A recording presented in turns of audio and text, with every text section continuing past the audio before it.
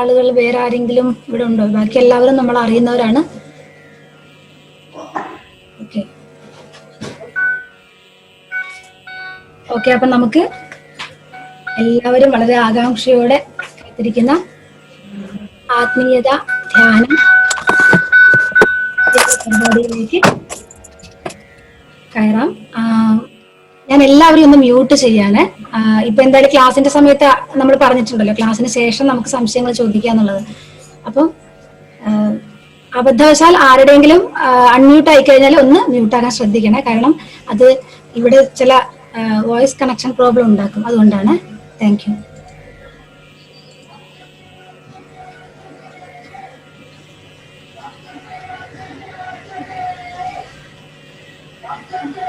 Okay, അപ്പോൾ നമ്മുടെ ഇന്നത്തെ പരിപാടിയിലേക്ക് എവരെയും സ്വാഗതം ചെയ്യുന്നതിനായിട്ട് നമുക്ക് നമ്മുടെ നർഗീസ് ടീച്ചറെ ക്ഷണിക്കാം.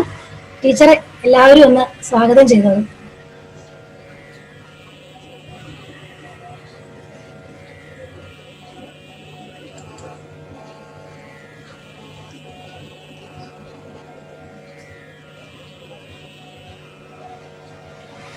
ടീച്ചർ പറയുന്നത് കേൾക്കുന്നില്ല, മ്യൂട്ടാണ്.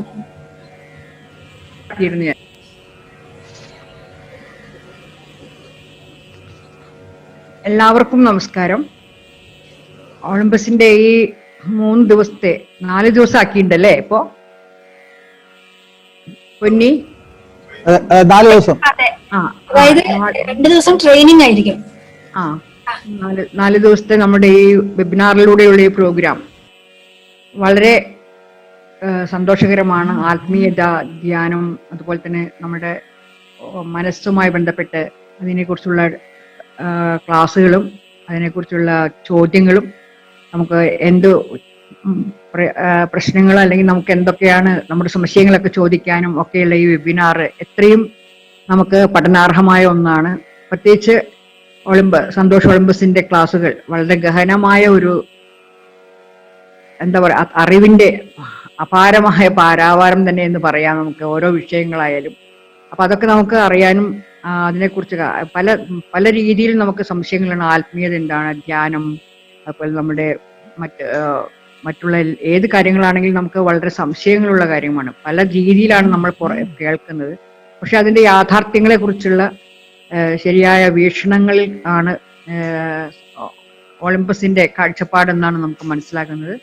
അപ്പൊ എന്തായാലും ഇതിലേക്ക് വന്നു ചേർന്നിരിക്കുന്ന ഓരോ ആളുകളെയും ഞാൻ ആദ്യമായിട്ട് തന്നെ സ്വാഗതം ചെയ്യാണ്. അതിലുപരി ഈ ക്ലാസ് നയിക്കുന്ന ഇന്നത്തെ ആത്മീയത എന്ന വിഷയം ഇന്നിവിടെ നമ്മളോട് സംസാരിക്കുകയും നമുക്ക് വേണ്ടി അറിവ് പകർന്നു തരാൻ വേണ്ടി തയ്യാറായിരിക്കുന്ന സന്തോഷ് ഒളിമ്പസിനെ ആദ്യമായിട്ട് ഞാൻ സ്വാഗതം ചെയ്യുന്നു. അതോടൊപ്പം തന്നെ അദ്ദേഹത്തിന്റെ സഹധർമ്മിണി പൊന്നി ഒളിമ്പയെയും നമ്മളോട് ഈ ഒരു അവസരത്തിലേക്ക് സ്വാഗതം ചെയ്യുന്നു. പിന്നെ നമ്മുടെ എല്ലാവരുടെയും പ്രിയ നേതാവ്, കാരണവരും കൂടിയായ നമ്മുടെ വർഗീസേട്ടൻ, അദ്ദേഹത്തെയും ഞാൻ സ്വാഗതം ചെയ്യുന്നു. അതിലുപരി നമ്മുടെ ഈ ക്ലാസ്സുകളിലേക്ക് അറിവിന്റെ ഓരോ കാര്യങ്ങളും അറിയാനും തിരിച്ചറിയാനും ഒക്കെ എത്തിച്ചേർന്നിരിക്കുന്ന ഈ ഒരു സമയത്തെ യൂട്ടിലൈസ് ചെയ്യാൻ വേണ്ടി കാത്തിരിക്കുന്ന എൻ്റെ സഹോദരങ്ങളെ, സഹോദരിമാരെ ഏവരെയും ഈ യോഗത്തിലേക്ക് സ്വാഗതം പറഞ്ഞുകൊണ്ട് ഞാൻ എൻ്റെ വാക്കുകൾ നിർത്തട്ടെ. എല്ലാവർക്കും നന്ദി. Thank you teacher. Thank you. Okay, അപ്പൊ നമ്മുടെ ഈ പ്രോഗ്രാം ഉദ്ഘാടനം ചെയ്യുന്നതിനായിട്ട് നമ്മുടെ വർഗീസേട്ടനെ ക്ഷണിക്കുന്നു.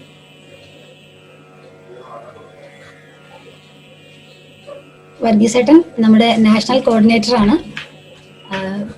ഒളിമ്പസിന്റെ ഒരുപാട് പരിപാടികളെ കുറിച്ച് ഇവിടെ വന്നിട്ടുള്ളവർക്ക്, പുതിയതായി വന്നിട്ടുള്ളവർക്ക് എത്ര അറിയുന്ന അറിയില്ല.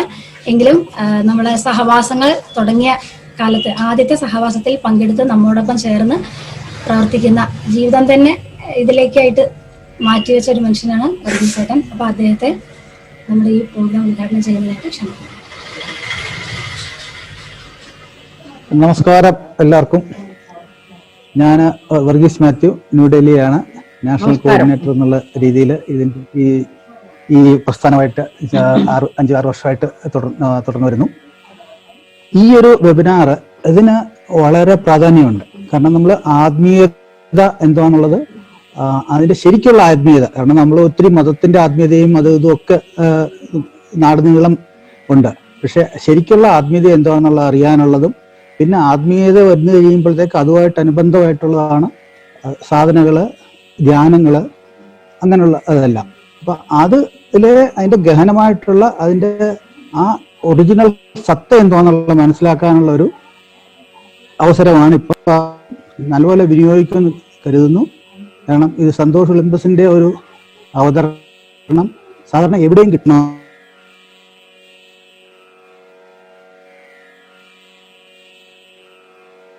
വർഗീസേട്ടാ മ്യൂട്ടായി, ശബ്ദം പോയി. കേട്ടില്ലായിരുന്നു ഒട്ടും. അല്ല, ഇപ്പൊ പറഞ്ഞാൽ ഒരു 1-2 വാചകങ്ങൾ കേട്ടു. ഓക്കെ. അപ്പൊ ഈ ഒരു വെബിനാർ നമ്മള് ആത്മീയതയുടെയും അതിന്റെ ശരിക്കുള്ള, അതായത് പ്രകൃതി ആത്മീയതയാണ് ഒറിജിനലായിട്ടുള്ള ആത്മീയത. മറ്റ് മതങ്ങളിലോട്ടുള്ളൊക്കെ ഉള്ളത് നമ്മളിപ്പോൾ പലതും കാണുന്നുണ്ട്. അത് ഇതിൽ ശരിക്കുള്ള ആത്മീയത കാണുന്നില്ലെന്ന് എല്ലാവർക്കും മനസ്സിലായി കാണും. അപ്പൊ ആ ശരിക്കുള്ള ആത്മീയത എന്താണെന്നുള്ള അത് വളരെ ഗഹനമായ ഒരു സബ്ജക്റ്റാണ്. അത് സന്തോഷിനേക്കാൾ ബെറ്റർ ആയിട്ട് എനിക്ക് തോന്നുന്നില്ല ആരും എക്സ്പ്ലെയിൻ ചെയ്യാൻ പറ്റുമെന്നുള്ളത്. അതുപോലെ തന്നെ അതിൻ്റെതായിട്ടുള്ള സാധനങ്ങളും ധ്യാനങ്ങളും അതിൻ്റെയൊക്കെ ഉൾസത്തയിൽ കൊണ്ടെത്തിക്കാൻ പറ്റുന്ന ഒരു പ്രഭാഷണമായിരിക്കും ഇപ്പം നടക്കാൻ പോകുന്നത്. അതുകൊണ്ട് എല്ലാവരും വളരെ ശ്രദ്ധിച്ച് കേൾക്കുക. അതിന്റെ ഉദ്ഘാടനം ഞാൻ നിർവഹിക്കുന്നു. സന്തോഷിനെ സ്വാഗതം ചെയ്തുകൊള്ളുന്നു. Thank you.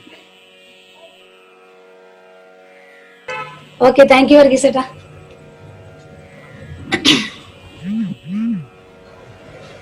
ഓക്കെ, അപ്പൊ നമുക്ക് പാരിസ്ഥിതിക ആത്മീയത, സാധന, ധ്യാനം എന്നീ വിഷയങ്ങളിന്മേൽ 3 ദിവസം വിഷയാവതരണവും 1 ദിവസം സാധനയെക്കുറിച്ചുള്ള വിശദീകരണങ്ങളും പ്രാക്ടീസും ഒക്കെ ആയിട്ട് അങ്ങനെ 4 ദിവസത്തെ ഈ പരിപാടിയെക്കുറിച്ച് വിശദമായിട്ട് കേൾക്കാം. ഞാൻ ഏട്ടനെ ഇതിലേക്ക് ക്ഷണിക്കുന്നതിന് മുമ്പായിട്ട് കുറച്ച് കാര്യങ്ങളൊന്ന് സൂചിപ്പിക്കാം. പരിസ്ഥിതി ആത്മീയത നമുക്ക് പരിചയമുള്ള വാക്കുകളാണ്.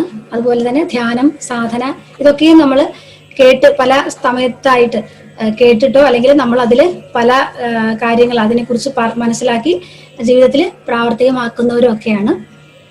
ഇതെല്ലാം ചെയ്യുന്നത് നമ്മൾ മനുഷ്യർ ഒരു മാറ്റം ഇവിടെ ആവശ്യമുണ്ട്, നമുക്കും നമ്മുടെ ചുറ്റുപാടിനും മാറ്റം ആവശ്യമുണ്ട്, നമുക്കിവിടെ എന്തൊക്കെയോ ചെയ്യാനുണ്ട് എന്നുള്ള ഒരു ധാരണയിന്മേലാണ് നമ്മൾ ഇതിനെക്കുറിച്ചെല്ലാം അറിയുന്നതും ഇതിലെ പലതും ജീവിതത്തിലേക്ക് സ്വീകരിക്കുന്നതും ഒക്കെ. ആത്മീയത എല്ലാവരും കേട്ടിട്ടുള്ള വാക്കുകളാണ്. അതിനെക്കുറിച്ച് ഞാൻ വിശദീകരിക്കുന്നില്ല, നമുക്കതെല്ലാം ഈ 3 ദിവസങ്ങളിലായിട്ട് കേൾക്കാം. എങ്കിലും എനിക്ക് പാരിസ്ഥിതിക ആത്മീയത എന്ന് പറയുന്ന സമയത്ത് പറയാൻ തോന്നുന്ന ഒരു കാര്യം, നമ്മുടെ വെബ്സൈറ്റ് സന്ദർശിച്ചിട്ടുള്ള അല്ലെങ്കിൽ അതിലെ ആർട്ടിക്കിൾസ് ഒക്കെ വായിച്ചിട്ടുള്ള ആളുകൾക്ക് പാരിസ്ഥിതിക ആത്മീയതയിലേക്ക് ഒരു ആമുഖം എന്ന് പറയുന്ന ഒരു ലേഖനം കണ്ടിട്ടുണ്ടാവും. അതിൽ പറയുന്ന ഒരു കാര്യമുണ്ട്, വള്ളിച്ചെടിയുടെ സ്പ്രിംഗ് രൂപത്തിലുള്ള കൈകൾ കണ്ടിട്ടുണ്ടോ എന്ന് തുടങ്ങുന്ന ഒരു ലേഖനമാണത്. അപ്പൊ അത് തന്നെയാണ് നമ്മൾ ആ ഒരു ചിന്തയിലേക്ക് വരിക. നമ്മൾ ആ വള്ളിച്ചെടികൾ പോകുന്നതൊക്കെ നമ്മൾ കണ്ടിട്ടുണ്ടല്ലേ, വള്ളിച്ചെടികൾ ഇങ്ങനെ തൂങ്ങി നിൽക്കുന്നത്. വള്ളികളുടെ ഒരു പ്രത്യേകത എന്താണെന്ന് വെച്ചാൽ അതെപ്പോഴും ചുറ്റുമുള്ളതിലേക്ക് പടർന്ന് കയറി അങ്ങനെ ശരിക്കും ആ ഒരു പ്രദേശത്തെ ആകെ മൂടിക്കൊണ്ട് ആണ് അത് വളരുക.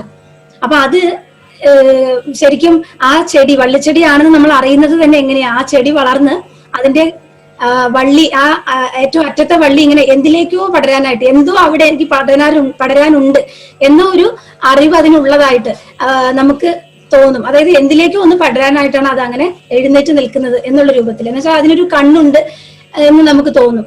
പിന്നെ അത് ഈ കയറി പോകുന്ന വഴിയിലൊക്കെയും അതിനെ തൊട്ട് തലോടി എല്ലാം അങ്ങനെ ചുറ്റി പടർന്നാണ് അത് വളരുക. സയൻസ് ഇതിനെ ബയോഫീലിയ എന്ന് നമുക്ക് പാരിസ്ഥിതിക ആത്മീയതയിലേക്ക് എന്താണെന്ന് അത്തരമൊരു അന്വേഷണം ഉള്ളവർക്ക് ഈ ഒരു ഉദാഹരണം ശരിക്കും അത് ബന്ധപ്പെടുത്തി മനസ്സിലാക്കാവുന്ന ഒന്നാണ്. അതുകൊണ്ടാണ് ഞാനിത് ആദ്യം പറഞ്ഞത്. അതായത് നമ്മളും നമ്മുടെ ചുറ്റുപാടും, ഞാനൊരു ചെടിയുടെ കാര്യമാണ് പറഞ്ഞത് കാരണം അത് നമുക്ക് പ്രത്യക്ഷത്തിൽ കാണാൻ പറ്റുന്ന ഒരു കാര്യമാണ്. അങ്ങനെ നമുക്ക് നമ്മുടെ ചുറ്റുപാടിലേക്കും ഒക്കെ ഇങ്ങനെ അദൃശ്യമായിട്ടുള്ള ഒരുപാട് വള്ളികൾ, അതായത് അദൃശ്യമായിട്ടുള്ള വള്ളികളുടെ രൂപത്തിലുള്ള ഒരുപാട് കണക്ഷൻസ് നമ്മുടെ ചുറ്റും ഉണ്ട്. പക്ഷെ ഇത് നമ്മൾ അറിയുന്നില്ല. പ്രത്യക്ഷത്തില് മനുഷ്യരാണ് നമ്മൾ. അപ്പൊ മാനുഷിക ബന്ധങ്ങളിൽ കുരുങ്ങിക്കിടക്കുന്ന സമയത്ത് മാത്രമാണ് ആ ഒരു ബന്ധത്തെ കുറിച്ച് നമുക്ക് ബോധ്യം വരിക. അല്ലാതെ നമ്മൾ നിരന്തരം ഇടപെടുന്ന മനുഷ്യരൊഴികെയുള്ള മറ്റേത് പരിസരവുമായിട്ടും ഉള്ള ആ ഒരു ശരിക്കു പറഞ്ഞാല് ഒഴിച്ചു കൂടാനാവാത്ത ആ ഒരു പരസ്പര ബന്ധത്തെക്കുറിച്ച് നമ്മൾ പലപ്പോഴും ചിന്തിക്കാറില്ല, അല്ലെങ്കിൽ അതിനെ അറിയാറില്ല, പലപ്പോഴും അതിനെ പരിഗണിക്കുക പോലും ഇല്ല. ഇപ്പൊ നമുക്ക് ഇങ്ങനെ ഒരു അറിവ് പലയിടത്തു നിന്നായിട്ട് ചെറിയ ഈ ഒരു വാചക രൂപത്തിലല്ലെങ്കിലും നമ്മളെല്ലാം ഒന്നാണ്, നമ്മളെല്ലാം ഒരുമിച്ച് ജീവിക്കേണ്ടവരാണ്, പരസ്പരം കൊണ്ടും കൊടുത്തും ജീവിക്കേണ്ടവരാണ് എന്നുള്ള വാചകങ്ങളിലൂടെയൊക്കെയും സെൻസ് ചെയ്യുന്നത് അല്ലെങ്കിൽ മീൻ ചെയ്യുന്നത് ഇത് തന്നെയാണ്. അപ്പം നമ്മൾ മനുഷ്യര് ശരിക്കും പറഞ്ഞാല് വിശേഷ ബുദ്ധിയുള്ളവരാണെന്നാണ് പറയപ്പെടുന്നത്, അല്ലെ? മനനം ചെയ്യാൻ കഴിയുന്നവനാണ് മനുഷ്യൻ എന്ന് പറയുന്നുണ്ട്. പ്രപഞ്ചത്തിന്റെ ഒരു ചെറു പതിപ്പാണ് മനുഷ്യൻ എന്ന് പറയുന്നുണ്ട്. അപ്പം ഇത്തരത്തിലുള്ള വിശേഷണങ്ങളൊക്കെ നമുക്കുണ്ട്. അതുപോലെ മറ്റുള്ള ഒന്നിനെ പ്രേരിപ്പിക്കാൻ, അതായത് നമുക്ക് നമ്മുടെ പ്രവൃത്തിയാല് അല്ലെങ്കിൽ വാചകത്താൽ എങ്ങനെ മറ്റൊന്നിനെ സ്വാധീനിക്കാൻ കഴിയും. നമ്മുടെ വികാരങ്ങളാൽ മറ്റൊന്നിനെ നമുക്ക് സ്വാധീനിക്കാൻ കഴിയും, പ്രവൃത്തികളാൽ സ്വാധീനിക്കാൻ കഴിയും. ഇന്ന് നമ്മുടെ സൗകര്യത്തിന് വേണ്ടിയിട്ട്, നമ്മുടെ വ്യക്തിപരമായ മുന്നേറ്റത്തിന് വേണ്ടി, അങ്ങനെയുള്ള പല കാരണങ്ങളാൽ നമ്മൾ നമ്മുടെ ചുറ്റുപാടുമുള്ള പ്രകൃതിയിലേക്ക് പലതരത്തിലുള്ള ഇടപെടലുകൾ നടത്തുന്നുണ്ട്. അപ്പോൾ നമ്മൾ എപ്പോഴും ഇടപെട്ടുകൊണ്ടേ ഇരിക്കുന്നുണ്ട് ചുറ്റുപാടുമായിട്ട്. പക്ഷെ അത് നമ്മളും ചുറ്റുപാടും തമ്മിലുള്ള ആ പരസ്പര ബന്ധത്തെ മനസ്സിലാക്കാതെ അല്ലെങ്കിൽ അതിനെ അറിയാതെ ആ ഇടപെടൽ നടത്തുന്നു എന്നുള്ളിടത്താണ് നമുക്ക് പലപ്പോഴും പിഴവുകൾ സംഭവിക്കുന്നത്. ആ പിഴവുകൾ സംഭവിക്കുന്നത് എന്ന് പറയാൻ കാരണം നമ്മുടെ ഒരു ചെറിയ ഇടപെടൽ പോലും ചുറ്റുപാടിന്റെ ക്രമത്തിൽ ചെറിയ ആ ക്രമത്തിൽ ഒരു പാളിച്ച സംഭവിക്കാൻ കാരണമാകുന്നതാണ്. അപ്പോൾ നമ്മൾ എപ്പോഴും ചുറ്റുപാടുമായിട്ട് ഇടപെട്ടുകൊണ്ടിരിക്കുന്നു. ഈ ഇടപെടലാണ് നമ്മെ നിലനിർത്തുന്നത്. ആ ഒരു കാര്യമാണ് നമ്മൾ പലപ്പോഴും ജീവിതത്തിൽ ശ്രദ്ധിക്കാതെ പോകുന്നത്.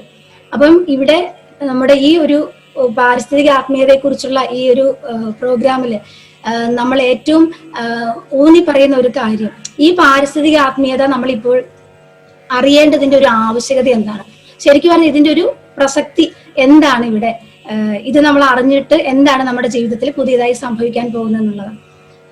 നമുക്കറിയാം നമ്മുടെ എല്ലാ പ്രവർത്തനങ്ങളും, അതായത് ഒളിമ്പസ്, ഗ്രീൻ കോസ് ഫൗണ്ടേഷൻ, ഇതിന്റെ എല്ലാ പ്രവർത്തനങ്ങളും നിലനിൽപ്പ് എന്ന ഇന്ന് മനുഷ്യൻ അഭിമുഖീകരിക്കുന്ന ഏറ്റവും വലിയ വെല്ലുവിളിയുമായി ബന്ധപ്പെട്ടുള്ളതാണ്. നമുക്ക് നിലനിൽക്കണം. ആ നിലനിൽക്കുന്നതിന് വേണ്ടിയിട്ട് നമ്മൾ എന്ത് ചെയ്യണം എന്ന് നമ്മൾ ചിന്തിച്ചു തുടങ്ങുന്നിടത്താണ് നമ്മുടെ ചുറ്റുപാട് നമുക്ക് വിഷയമായിട്ട് വരുന്നത്. അപ്പോൾ നമ്മുടെ ചുറ്റുപാട് എന്നുള്ളത് നമ്മൾ അറിഞ്ഞോ അറിയാതെയോ നിരന്തരമായിട്ട് അതിലേക്ക് എടുക്കലും കൊടുക്കലും നടന്നുകൊണ്ടേയിരിക്കുന്നുണ്ട്. അപ്പോൾ ഈ ഒരു കൊടുക്കൽ വാങ്ങൽ നമ്മുടെ ബോധ്യത്തോടു കൂടിയാണെങ്കിൽ, അതായത് നമ്മളെല്ലാം പരസ്പരം ബന്ധപ്പെട്ട് കിടക്കുന്നു, അല്ലെങ്കിൽ ഒരിക്കലും നമുക്ക് ഈ ബന്ധത്തെ നമ്മുടെ ചിന്ത കൊണ്ടോ അല്ലെങ്കിൽ വൈകാരിക സമ്മർദ്ദങ്ങൾ കൊണ്ടോ പോലും നമുക്കിതിലൊരു മാറ്റവും വരുത്താൻ കഴിയില്ല. അപ്പോൾ നമുക്ക് ഉണ്ടാകുന്ന ഒരു തോന്നൽ മാത്രമാണ് നമ്മൾ ഇതിൽ നിന്ന് വിച്ഛേദിക്കപ്പെട്ടിരിക്കുന്നു എന്നുള്ളത്. അപ്പൊ അത്തരത്തിലുള്ള നമ്മുടെ ഇടപെടലിൽ ഏത് രീതിയിലുള്ള ഒരു ബോധ്യപ്പെടലാണോ നമ്മുടെ നിലനിൽപ്പിലേക്ക് നയിക്കുന്നത്, ആ ഒരു ബോധ്യപ്പെടലാണ് ഈ ഒരു പാരിസ്ഥിതിക ആത്മീയത എന്ന ഒരു വിശദീകരണത്തിലൂടെ നമ്മൾ ഉദ്ദേശിക്കുന്നത്. അപ്പോ ഇന്നത്തെ നമ്മുടെ മനുഷ്യരുടെ പ്രവൃത്തി നമ്മുടെ ചുറ്റുപാടിൽ ഏതെല്ലാം തരത്തിലുള്ള ബുദ്ധിമുട്ടുകൾക്ക് കാരണമായിട്ടുണ്ട്. നമുക്കറിയാം, മനുഷ്യർ എന്ന് പറയുന്നത് ഒരുപാട് ജീവരാശിയിലെ ഒരു വർഗം മാത്രമാണ്. അപ്പം നമ്മുടെ ഓരോ പ്രവൃത്തികൾ കൊണ്ടും ഒരുപാട് ജീവി വർഗങ്ങൾ ഇവിടെ നിരന്തരം ഇല്ലാതായിക്കൊണ്ടിരിക്കുന്നുണ്ട്, നിമിഷങ്ങൾ തോറും ഇല്ലാതായിക്കൊണ്ടിരിക്കുന്നുണ്ട്. അപ്പോൾ ഈ പാരിസ്ഥിതിക ആത്മീയത പറയുന്നിടത്ത് ഈ ജൈവ വൈവിധ്യം അല്ലെങ്കിൽ പ്രകൃതിയുമായിട്ടുള്ള നമ്മുടെ ഇടപെടൽ എങ്ങനെയാണ് ബന്ധപ്പെടുന്നത്? ഇപ്പൊ ആത്മീയത എന്ന് പറഞ്ഞ് നമ്മൾ കേൾക്കുന്ന കാര്യങ്ങളിൽ ജീവിതത്തിൽ നമ്മൾ പാലിക്കേണ്ട മൂല്യങ്ങൾ അല്ലെങ്കിൽ ജീവിതത്തിൽ നമ്മൾ പാലിക്കേണ്ട ചില ക്രമങ്ങൾ, ഇതൊക്കെയാണ് നമ്മൾ പഠിച്ചു വരുന്നത്. ശരിക്കും നമ്മൾ പാരിസ്ഥിതിക ആത്മീയതയിലൂടെ കടന്നു പോകുന്ന സമയത്ത് ഈ ക്രമങ്ങൾ എന്തുകൊണ്ട് നാം പാലിക്കേണ്ടി വരുന്നു? നമ്മളിപ്പം മതത്തിലൂടെ അല്ലെങ്കിൽ നമ്മുടെ സംസ്കാരങ്ങളിലൂടെ ഒക്കെയും പഠിച്ചു വന്ന ആ പ്രകൃതിയുമായിട്ടുള്ള ഒരു ഇടപെടൽ എന്തുകൊണ്ട് നമുക്കിപ്പോൾ നിലനിർത്താൻ കഴിയുന്നില്ല എന്നുള്ള കാര്യങ്ങളിലൊക്കെയാണ് പാരിസ്ഥിതിക ആത്മീയത ഇടപെടുന്നത്. അതുപോലെ ധ്യാനം എന്തുകൊണ്ട് നമുക്ക് ആവശ്യം വരുന്നു? നമ്മളിപ്പം നമുക്കറിയാം, മനുഷ്യര് എന്ന് പറയുന്നത് മറ്റേതൊരു ജീവിവർഗത്തെക്കാളും വളരെ വേഗത്തിൽ മുന്നോട്ട് പോയിക്കൊണ്ടിരിക്കുക. എന്നുവെച്ചാൽ സാങ്കേതികമായിട്ടുള്ള വേഗം, നമ്മുടെ ബുദ്ധിയുടെ ഇടപെടൽ, സാങ്കേതികമായിട്ടുള്ള കണ്ടുപിടുത്തങ്ങളുടെ ആധിക്യം, ഇതൊക്കെ കൊണ്ട് നമ്മൾ മറ്റ് ജീവികൾക്ക് കൂടി ഇവിടെ, മറ്റ് ജീവികൾ എന്ന് ഉദ്ദേശിക്കുന്നത് നമ്മൾ ഒഴികെ ബാക്കിയെല്ലാം ഇവിടെ എന്തെല്ലാം ഉണ്ടോ അതിനെല്ലാം ഒരുപാട് അവരുടെ നിലനിൽപ്പിനെ തന്നെ ഹനിക്കുന്ന തരത്തിലേക്ക് നമ്മുടെ കണ്ടെത്തലുകളൊക്കെ മാറിക്കൊണ്ടിരിക്കുകയാണ്. അപ്പൊ ഇതെല്ലാം നിലനിർത്തി, ഇതെല്ലാം ഉപേക്ഷിച്ചുകൊണ്ട് നമുക്ക് ഒരു ജീവിതം എന്നുള്ളത് ക്ഷിപ്രസാധ്യമല്ല.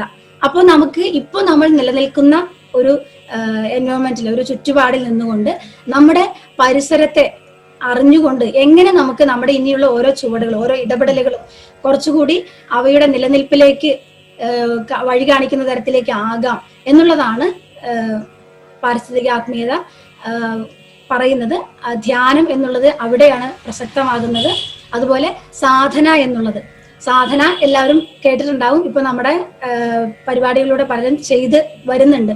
അപ്പോൾ നമ്മൾ ഈ പറഞ്ഞ നമ്മുടെ ഇടപെടലിനെ കൂടുതൽ ബോധ്യത്തോടു കൂടി ക്രമീകരിച്ച് അത് നിരന്തരം നമ്മുടെ ജീവിതത്തിന്റെ ഭാഗമാക്കി കൊണ്ടുപോകുക. പരിസര താളത്തിനനുസരിച്ച് അല്ലെങ്കിൽ പരിസര താളത്തോട് ചേർന്ന് അതിൽ നിന്നും വേറിട്ട് നിൽക്കുന്ന ഒരു ബോധമുള്ള നമ്മുടെ താളത്തെ ചേർത്ത് നിർത്തി എങ്ങനെ നമുക്ക് നമ്മുടെ നിലനിൽപ്പുമായിട്ട് ഇതിനെ ബന്ധപ്പെടുത്താം എന്നുള്ളതൊക്കെയാണ് ഈ 3 വിഷയങ്ങളിലായിട്ട് നാം അറിയാൻ പോകുന്നത്. അപ്പം എല്ലാവർക്കും ആ ഒരു കണക്ഷൻ, നമ്മളും നമ്മുടെ ചുറ്റുപാടും തമ്മിലുള്ള കണക്ഷൻ, അതിൽ പാരിസ്ഥിതികാത്മീയത എത്രത്തോളം ഇടപെടുന്നു, അത് അറിയുന്നത് കൊണ്ട് നമുക്ക് എത്രത്തോളം നമ്മുടെ ജീവിതത്തെ ചുറ്റുമുള്ളതിനോട് ചേർത്ത് കൊണ്ടുപോകാം എന്നുള്ള കാര്യങ്ങളിലേക്ക് ഉള്ള ഒരു ആമുഖമായിട്ടാണ് ഞാനിത് അവതരിപ്പിച്ചത്. അപ്പം എല്ലാവർക്കും ഇന്നത്തെ വിഷയമായ പാരിസ്ഥിതിക ആത്മീയതയിലേക്ക് ഒരിക്കൽ കൂടി സ്വാഗതം പറഞ്ഞുകൊണ്ട് ഞാൻ നിർത്തുകയാണ്. ഇന്നത്തെ സെഷൻ അവതരിപ്പിക്കുന്നതിനായിട്ട് നമുക്ക് സന്തോഷേട്ടനെ ക്ഷണിക്കാം. നമസ്കാരം.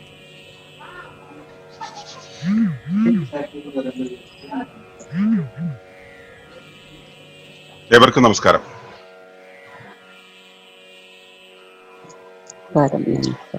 നമസ്കാരം സൈനബി ചേച്ചി, റൗസിയ, വർഗീസേട്ട, രജി ചേച്ചിയാണെന്നാണ് ഞാൻ കരുതുന്നത്. നൗഫൽ ഡ്രൈവിംഗിലാണ്. ഫാത്തിമ ടീച്ചർ, ബാവക്കയുടെ ചിരി കാണുമ്പോ സുഖം, സന്തോഷം. സുബീഷിന്റെ ഗൗരവം വിട്ടിട്ടില്ല ഇനിയും. ഹഷീർ, സന്തോഷം. സുജിത്ത്, ഹരി റെഡിയാണ്. ഓക്കെ. ശ്രീജിത്ത്, ജിമ്മിച്ചേട്ടാ, സന്തോഷം. ഒരുപാട് നാളുകൾക്ക് ശേഷം. ഓക്കെ. ഇന്നലത്തെ പിറന്നാളുകാരി അനന്തവല്ലി ചേച്ചി, സീത, ദർശൻ, നർഗീസ് ടീച്ചർ, അമ്മ, സന്തോഷം. പിന്നെ വിജയകുമാരേട്ടൻ, പിന്നെ ആരാണ്? നമസ്കാരം. സാന്റോ, വന്നല്ലേ, സന്തോഷം. പിന്നെ ചന്ദ്രേട്ടനാണെന്ന് തോന്നുന്നു, എന്നെക്കാളും മുതിർന്നാന്ന് തോന്നുന്നു. എനിക്ക് 49 വയസ്സ്, എന്നെക്കാളും മുതിർന്നാണ് ഏട്ടന്ന് വിളിക്കണം. പിന്നെ മുത്തകി, സന്തോഷം. കെ വി ആരാന്ന് മനസ്സിലായില്ല. ഓക്കെ. സുരാജ്, പ്രണവം, ഇത്രയും പേരാണ് ഇന്നുള്ളത്. എന്തായാലും എല്ലാവരെയും കാണാൻ കഴിഞ്ഞ സന്തോഷം. ആരാ? വിനീഷ്. നമ്മുടെ വിനീഷ് ആണോ? നമ്മുടെ കോഴിക്കോടുള്ള?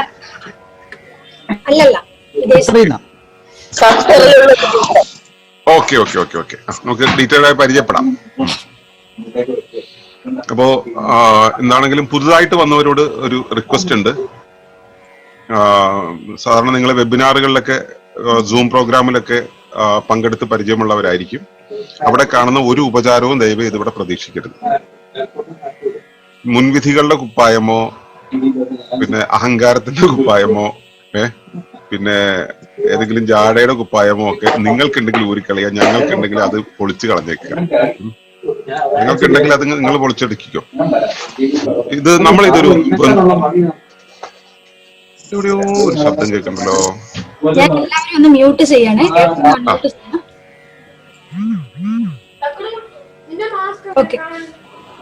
ഓക്കെ. അപ്പോ ഉപചാരങ്ങളൊന്നും ദയവേത് ഇവിടെ കാണിക്കരുത്.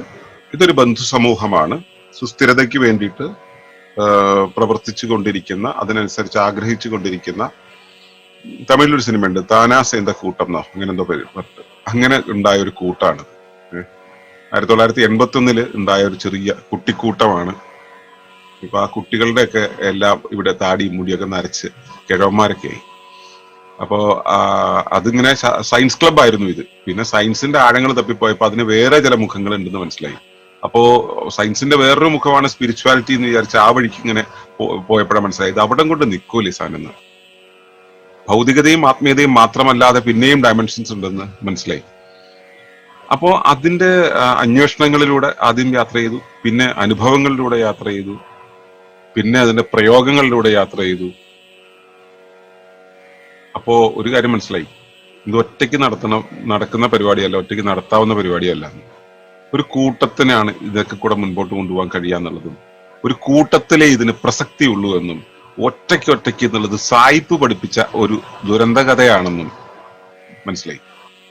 അപ്പൊ അതുകൊണ്ട് തന്നെ അത് അങ്ങനെയല്ല പോകേണ്ടത്, നമുക്ക് പോകേണ്ടത് മറ്റൊരു വഴിയാണെന്നുള്ള രീതിയിലാണ് നമ്മളിപ്പോൾ പോയിക്കൊണ്ടിരിക്കുന്നത്. 1986 നമ്മൾ ഇതൊക്കെ ഇങ്ങനെയുള്ള ആളുകൾക്കൊക്കെ ഒരുമിച്ച് ജീവിക്കാൻ പാകത്തിൽ ഒരു ഇക്കോ വില്ലേജ് എന്നുള്ള ഒരു ആശയം, നമ്മൾ ഒരുമിച്ച് ജീവിക്കുന്ന ഒരു ഗ്രാമം എന്നുള്ള രീതിയിൽ നമ്മളൊന്ന് വിഭാവനം ചെയ്തു.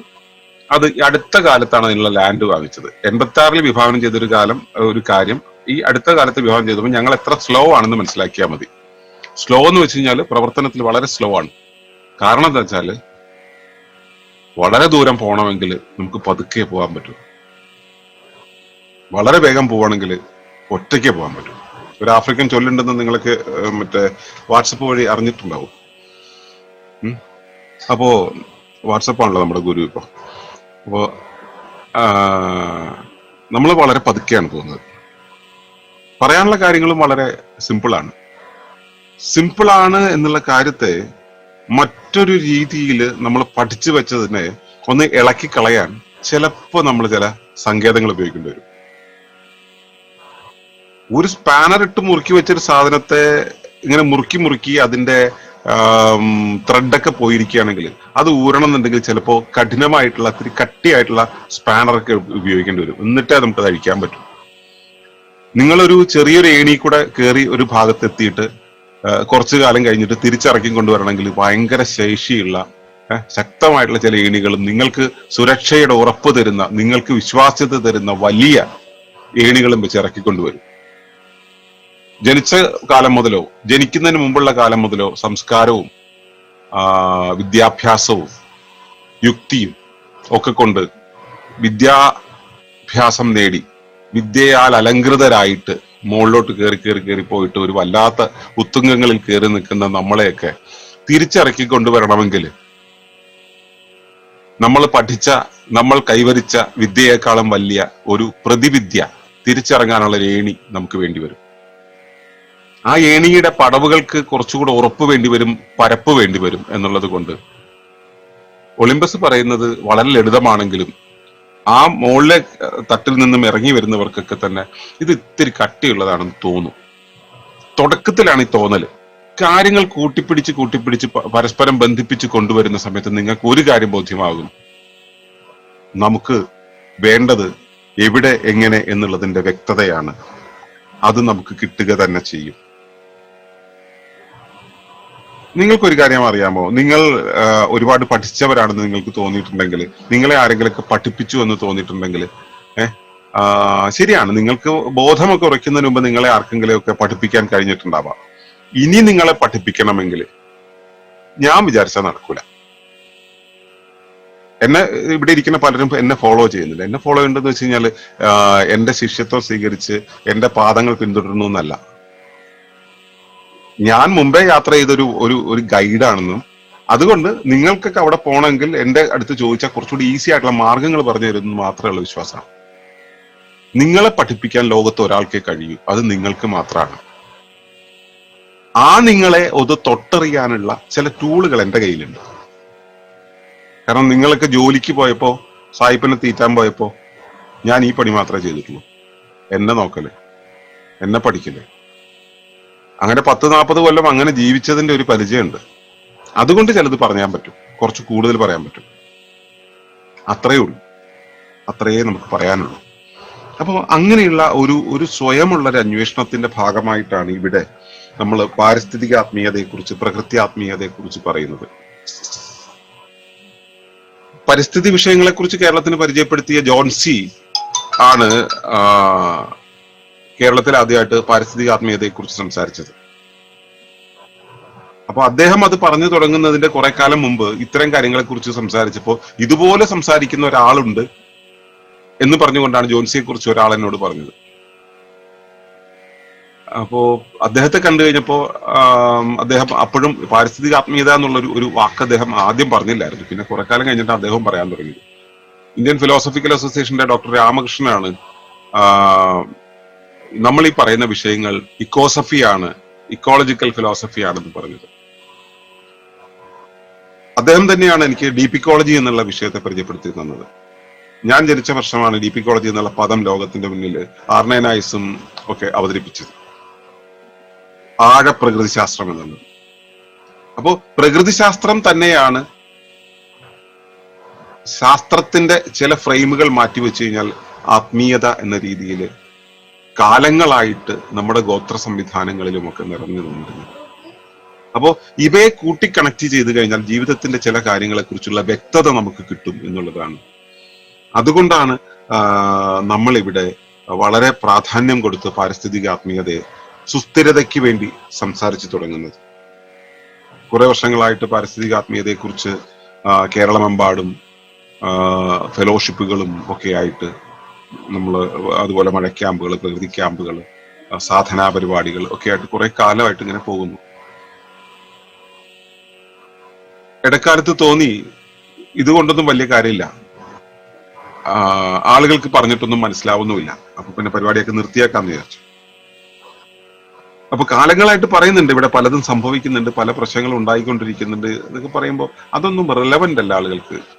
അതുകൊണ്ട് ആളുകളും ഇതെല്ലാം ഉപേക്ഷിച്ചായിരുന്നു പോയിരുന്നത്. ഇടയ്ക്ക് ലോക്ക്ഡൌൺ വന്നില്ലേ, ലോകത്തിന്റെ പല ഭാഗത്തുനിന്നും എനിക്ക് വിളി വന്നു. എന്റെ ഫോൺ നമ്പർ ഒന്നും ആരുടെയും കയ്യിലുണ്ടായിട്ടില്ല, എന്റെ പേര് ഗൂഗിൾ ചെയ്യുമ്പോൾ കിട്ടുന്ന അത് വെച്ചിട്ട് പല വിളികൾ വന്നു.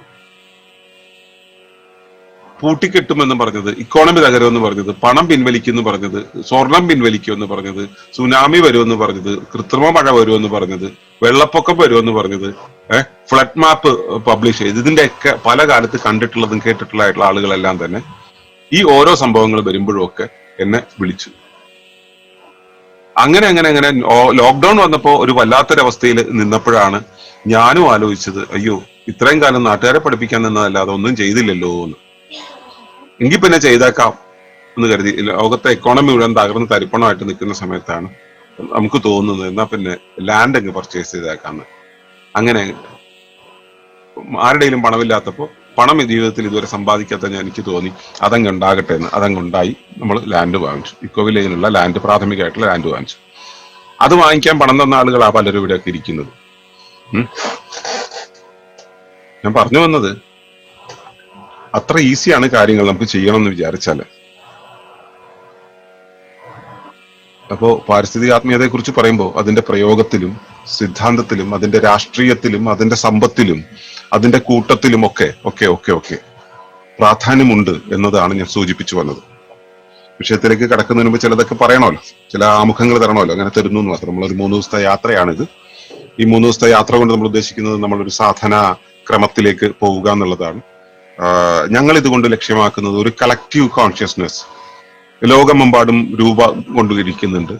കേരളത്തിലും അത്തരത്തില് പ്രകൃതിയുടെ ആത്മീയതയുമായി കണക്ട് ചെയ്തുകൊണ്ട് ഒരു പ്രകൃതിയുടെ, ഭൂമിയുടെ ഒരു മനോനിലയുമായി ബന്ധപ്പെട്ടുകൊണ്ട് മറ്റുള്ളവരെ സ്വാധീനിക്കാൻ ശേഷിയുള്ള, മൂർത്തരൂപങ്ങളില്ലാതെ ഭാവന ചെയ്യാൻ ശേഷിയുള്ള മനുഷ്യരുടെ ഒരു ഏകീമാനസം, കളക്റ്റീവ് കോൺഷ്യസ്നെസ് ഉണ്ടാക്കുക എന്നുള്ളതാണ്. അങ്ങനെ ഉണ്ടാക്കുന്ന ഒരു കൂട്ടത്തിന്റെ മുന്നിലേക്ക് നമുക്ക് കാര്യങ്ങളെ ഇട്ടുകൊടുത്താൽ അവർക്ക് പെട്ടെന്ന് മനസ്സിലാവും. പക്ഷെ അങ്ങനെ ഒരു കൂട്ടം എവിടെയാണുള്ളത്? അങ്ങനെ ഒരു കൂട്ടത്തെ കണ്ടെത്തണമെങ്കിൽ നമ്മൾ എന്താണ് ചെയ്യേണ്ടത്? ആദ്യം എന്താണ് ഇത് എന്ന് പറഞ്ഞ് ബോധ്യപ്പെടുത്തേണ്ടതുണ്ട്. അതിനുവേണ്ടിയാണ് നമ്മൾ ഈ 3 ദിവസത്തെ പ്രോഗ്രാം വെച്ചിട്ടുള്ളത്. എന്താണ് ആത്മീയത? കൺവെൻഷണൽ ആയിട്ടുള്ള ആത്മീയതയിൽ നിന്നും നമ്മൾ പറയുന്ന ആത്മീയതയെ, അല്ലെങ്കിൽ ശുദ്ധമായ ആത്മീയതയ്ക്ക് എന്താണ് വ്യത്യാസം എന്നുള്ളതൊക്കെ പറയാൻ വേണ്ടിയിട്ട്. ഓക്കെ, അപ്പോൾ നമുക്ക് വിഷയത്തിലേക്ക് പതുക്കെ കിടക്കാം. എല്ലാവരുടെയും കയ്യിൽ ഒരു പേനയും പേപ്പറൊക്കെ കാണുമെന്ന് വിചാരിക്കുന്നു. അനിലേട്ട, വളരെ നാളുകൾക്ക് ശേഷമാണ് കാണുന്നത്. സന്തോഷം. നമസ്കാരം. ലൈജു ഡൊമിനിക്, ലൈജു എവിടെന്നാണ്? നമ്മള് പരിചയക്കാരാണോ? മുഖം കണ്ടിട്ട് പരിചയമുള്ള പോലെ തോന്നുന്നുണ്ടല്ലോ. ഒന്ന് മൈക്കൊന്ന് ഓൺ ചെയ്യൂ.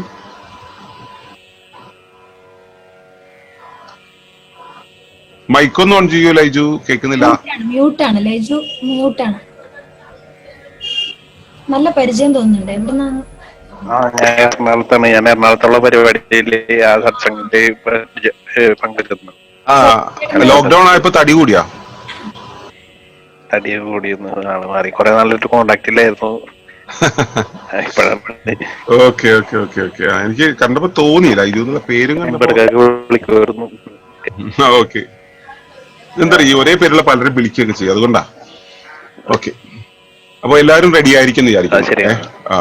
ഞാൻ സംസാരിച്ചു തുടങ്ങിയപ്പോ തന്നെ അമ്മയൊക്കെ വെള്ളം കുടിക്കാൻ തുടങ്ങി. സനൂജ് നമസ്കാരം. വൈശാഖ് നമസ്കാരം. ഞാൻ നിങ്ങളുടെയൊക്കെ പേര് മാത്രമേ കാണുന്നുള്ളൂ, മുഖമൊന്നും കാണുന്നില്ല. മുഖമൊക്കെ ഒന്ന് കാണിച്ചാൽ സന്തോഷം. ഓക്കെ, നമുക്ക് വഴിയെ പരിചയപ്പെടാം. വിഷയത്തിലേക്ക് കയറാം. ഇപ്പൊ തന്നെ നമ്മൾ ഏതാണ്ട് 1 മണിക്കൂർ പ്രാഥമിക പരിപാടികൾക്കായിട്ടായി. ആത്മീയത, മതമാണ് നമ്മളത് പഠിപ്പിച്ചത്. മതം തെറ്റാണ് എന്നൊരു തോന്നൽ ഒളിമ്പസിനില്ല. ഈ കുടയുണ്ടല്ലോ, കുട നിവർന്നു നിൽക്കുന്ന 8 കമ്പികളിലാണ്. എന്നുവെച്ചാൽ 360 ഡിഗ്രിയിൽ 8 കമ്പികൾക്ക് മാത്രം ആണ് ബലം നൽകാനുള്ള ശേഷിയുള്ളത്. ബാക്കിയൊക്കെ വെറും ശീലയാണ്, തുണി. പക്ഷെ ഇവയെ കൂട്ടിപ്പിടിപ്പിക്കുന്ന അതിന്റെ ബോണായിട്ട്, ബാക്ക് ബോൺ ആയിട്ട് നിൽക്കുന്ന ആ 8 കമ്പികൾ ഉണ്ടല്ലോ, ആ 8 കമ്പികൾ ഉള്ളത് കൊണ്ടാണ് എന്ത് കാറ്റ് വരുമ്പോഴും എന്ത് ഉലച്ചിൽ വരുമ്പോഴും ഒക്കെ ആ കുടയായിട്ട് നിൽക്കുന്നത്. ആ കമ്പികളിൽ ചിലത് വെറും തകിട് വളച്ചുണ്ടാക്കിയതായിരിക്കും, ചിലത് പൈപ്പ് പോലെ ആയിരിക്കും, ചിലത് ഇങ്ങനെ ശരിയായ കമ്പി തന്നെ ആയിരിക്കാം. അങ്ങനെ പലതരം ഉണ്ട്. പക്ഷെ എന്താണെങ്കിലും അത് ഒരു പ്രത്യേക ഷേപ്പിൽ അതിങ്ങനെ നിൽക്കുമ്പോൾ അവ തമ്മിലുള്ള ഒരു കൂട്ടിപ്പിടുത്തത്തിലാണ് കുടയായിട്ട് നിൽക്കുന്നത്. മതം വികാരികളുടേതാണ് അല്ലെങ്കിൽ വൈദികരുടേതാണ് എന്നൊക്കെ നമുക്ക് പറയാം. പക്ഷെ മതത്തിന്റെ പിന്നാമ്പുറത്ത്, മതത്തിൽ വിശ്വസിച്ചുകൊണ്ട് ഒരു കൂട്ടം ആളുകൾ ചില അനുഷ്ഠാനങ്ങളിലും ചില ആചരണങ്ങളിലുമൊക്കെ നിന്നുകൊണ്ട് ഒരു കൂട്ടിപ്പിടുത്തം നിലനിർത്തുന്നുണ്ട്. അതുകൊണ്ടാണ് ഇപ്പോഴും മനുഷ്യ സമൂഹം അതിന്റെ തനതവസ്ഥ വിട്ട് താഴെ പോവാത്തത്. ഞാനൊരു മതവിശ്വാസിയല്ല. മതങ്ങളെ ശക്തമായി എതിർത്തിരുന്ന ഒരു കാലവും എനിക്കുണ്ടായിരുന്നു. പക്ഷെ മതം എന്താണ് ഇവിടെ ബാക്കി വെച്ചിട്ടുള്ളത് എന്ന് നോക്കിയപ്പോ, മനസ്സിലായപ്പോ ഞങ്ങൾ തുടർന്നു വന്നിരുന്ന ആ ഒരു എതിർപ്പിനെ ഒഴിവാക്കി. കാരണം മതത്തിന് ഇപ്പോഴും ആളുകളെ ബേസിക് ആയിട്ടുള്ള ചില മൂല്യങ്ങളിൽ നിലനിർത്താൻ കഴിയുന്നുണ്ട്. മതത്തെ മുതലെടുക്കുന്നവരപ്പുറത്തുണ്ട്. അവർ കാരണം മതത്താൽ ഉണ്ടാക്കുന്ന പുലിവാലുകൾ വേറെയുണ്ട്. അവയോടൊന്നും നമുക്ക് യോജിപ്പൊന്നുമില്ല. മതത്തെ അങ്ങനെയല്ല നമ്മൾ അനുകൂലിക്കുന്നത്. പക്ഷേ മതത്തിന് ഇപ്പോ എന്താ പറയാ, റിലീജിയസ് ന്യൂട്രൽ ആയിട്ടുള്ള ഒരാള്, അയാൾ അയാളുടെ ഗ്രാമപ്രദേശത്ത് ജീവിക്കുന്നു. അത് ഏത് മതം ആയിക്കോട്ടെ, മുസ്ലിം ആയിക്കോട്ടെ, അല്ലെങ്കിൽ ക്രിസ്ത്യാനി ആയിക്കോട്ടെ, അല്ലെങ്കിൽ ഹിന്ദു ആയിക്കോട്ടെ, അയാളുടെ ഗ്രാമപ്രദേശത്ത് ജീവിക്കുന്നു. അയാളുടെ കൂട്ടങ്ങൾ, അയാളുടെ ഗ്രാമത്തിലെ ബന്ധുക്കളും ഒക്കെ ആയിട്ട് കൂട്ടങ്ങൾ ജീവിക്കുന്നു എന്നിരിക്കട്ടെ. ആ ജീവിക്കുന്ന സമയത്ത് അയാൾക്ക് പ്രത്യേകിച്ച് മതത്തോട് ഒരു പ്രത്യേക മതം തലയെ പിടിച്ച് കൊണ്ടു നടക്കേണ്ട കാര്യമൊന്നുമില്ല. അയാൾ മതത്തിലാണ് എന്നുള്ളത് കൊണ്ട് തന്നെ അയാളുടെ നാട്ടു നടപ്പ്, കല്യാണം, കാതുകുത്ത്, ഇങ്ങനെയുള്ള കാര്യങ്ങളും ഒക്കെ ആയിട്ട് ഇങ്ങനെ പോകുന്ന സമയത്ത് അയാൾക്കൊരു ക്രമമുണ്ട്, ചട്ടവട്ടങ്ങളുണ്ട്, നാട് നീളെ നടപ്പിലാകുന്ന ചില നിയമങ്ങളുണ്ട്, നീതികളുണ്ട്. ഇവയ്ക്കനുസരിച്ച് അയാൾ ഒഴുകി പോകുന്നു. അതിന്ന മതമാണെന്ന് വിചാരിച്ചത് കൊണ്ടോ ഈ മതത്തിലായിരിക്കണം എന്ന് വിചാരിച്ചത് കൊണ്ടോ ഒന്നുമല്ല. അതാണ് അവരുടെ വ്യവസ്ഥ. ആ വ്യവസ്ഥയെ അനുകൂലിക്കുന്നു. അവിടെ അവർ പേറുന്ന കുറെ മൂല്യങ്ങളുണ്ട്. ആ മൂല്യങ്ങളായിട്ട് മുൻപോട്ട് പോകുന്നു. ഇത് അങ്ങനെ തന്നെ കൊണ്ടുപോകണമെന്നോ അത് തെറ്റിച്ചാൽ പ്രശ്നമാണെന്നോ ഒന്നുമില്ല. പക്ഷെ എങ്കിലും അതിനകത്താണ്. ലോകത്തെ ഭൂരിഭാഗം ആളുകളും മതത്തെ പിൻപറ്റുന്നത് മതത്തോടുള്ള ഭ്രാന്ത് കൊണ്ടല്ല. മതം അവർ ജീവിക്കുന്ന പരിസരത്തിന്റെ, പശ്ചാത്തലത്തിന്റെ, സംസ്കാരത്തിന്റെ ഭാഗമായത് കൊണ്ടാണ്. അത്ര വരെ നമുക്ക് മതത്തെ എടുക്കാം. അതിനും അപ്പുറത്തേക്ക് മതത്തെ എടുക്കേണ്ട കാര്യമില്ല, അത് വിട്ടേക്കും. പക്ഷെ നിങ്ങൾക്ക് ഓരോരുത്തർക്കും നിങ്ങളുടെ വീട്ടിൽ നിങ്ങളുടെ അച്ഛനമ്മമാരും മുത്തശ്ശൻ മുത്തശ്ശിമാരും ഒക്കെ തുടർന്നു വന്നിരുന്ന ഒരു കൃഷി രീതിയും പ്രാർത്ഥനാ രീതിയും വിശ്വാസ രീതിയും കൊടുക്കൽ വാങ്ങൽ രീതികളും ഒക്കെ ഉണ്ട്. ഇത് തലമുറകളായി തുടർന്നു വന്നതാണ്. ഈ കഴിഞ്ഞ കുറച്ചു കാലമായിട്ട് സായിപ്പിന്റെ വിദ്യാഭ്യാസ പദ്ധതിയും സായിപ്പിന്റെ ബാങ്കും സായിപ്പിന്റെ രീതികളും ഒക്കെ വന്നപ്പോ നിങ്ങൾ സ്കൂളിൽ നിന്നും മറ്റുള്ളവരിൽ നിന്നും പഠിച്ചതിന് മുമ്പ് അവർ തുടർന്നു വന്നിരുന്ന ഒരു രീതി ഉണ്ടായിരുന്നു. എപ്പോ ചേന വെക്കണം, എപ്പോ കാച്ചിൽ വെക്കണം, ഒരു പെണ്ണിനെ പറഞ്ഞയക്കുന്ന സമയത്ത്, കല്യാണം കഴിച്ച് പറഞ്ഞയക്കുന്ന സമയത്ത് എന്തൊക്കെ കൊടുക്കണം, ഇതൊക്കെ നാട്ടു നടപ്പാ. ഇതിന്റെ പുറകിലൊക്കെ ഒന്ന് അന്വേഷിച്ചു പോയാൽ മതി. കാര്യങ്ങൾ എങ്ങനെയാണ് കാലങ്ങളായി ക്രമീകരിക്കപ്പെട്ടു വന്നിട്ടുള്ളത് എന്നുള്ളതിനെ കുറിച്ച് നിങ്ങൾക്കൊരു ബോധ്യം വരും. ട്രയൽ ആൻഡ് എറർ എന്ന് കേട്ടിട്ടുണ്ടോ? റൂറൽ ടെക്നോളജിയുടെ ഒരു വലിയ വികാസ രൂപം അല്ലെങ്കിൽ മറ്റേ വികസിക്കാനുള്ള ഒരു മാർഗമാണ് ഈ ട്രയൽ ആൻഡ് എറർ എന്ന് പറയുന്നത്. നമ്മൾ ഒരിക്കൽ ചെയ്യുന്നു, അതിൽ എറർ വരുന്നു, അത് തിരുത്തുന്നു, അടുത്ത പ്രാവശ്യം ചെയ്യുന്നു, അങ്ങനെ അങ്ങനെ ട്രയൽ ആൻഡ് എററിലൂടെ ഡെവലപ്പ് ചെയ്ത് വന്നിട്ടുള്ള ഒരു സോഷ്യൽ സിസ്റ്റമാണ് നമുക്കുള്ളത്.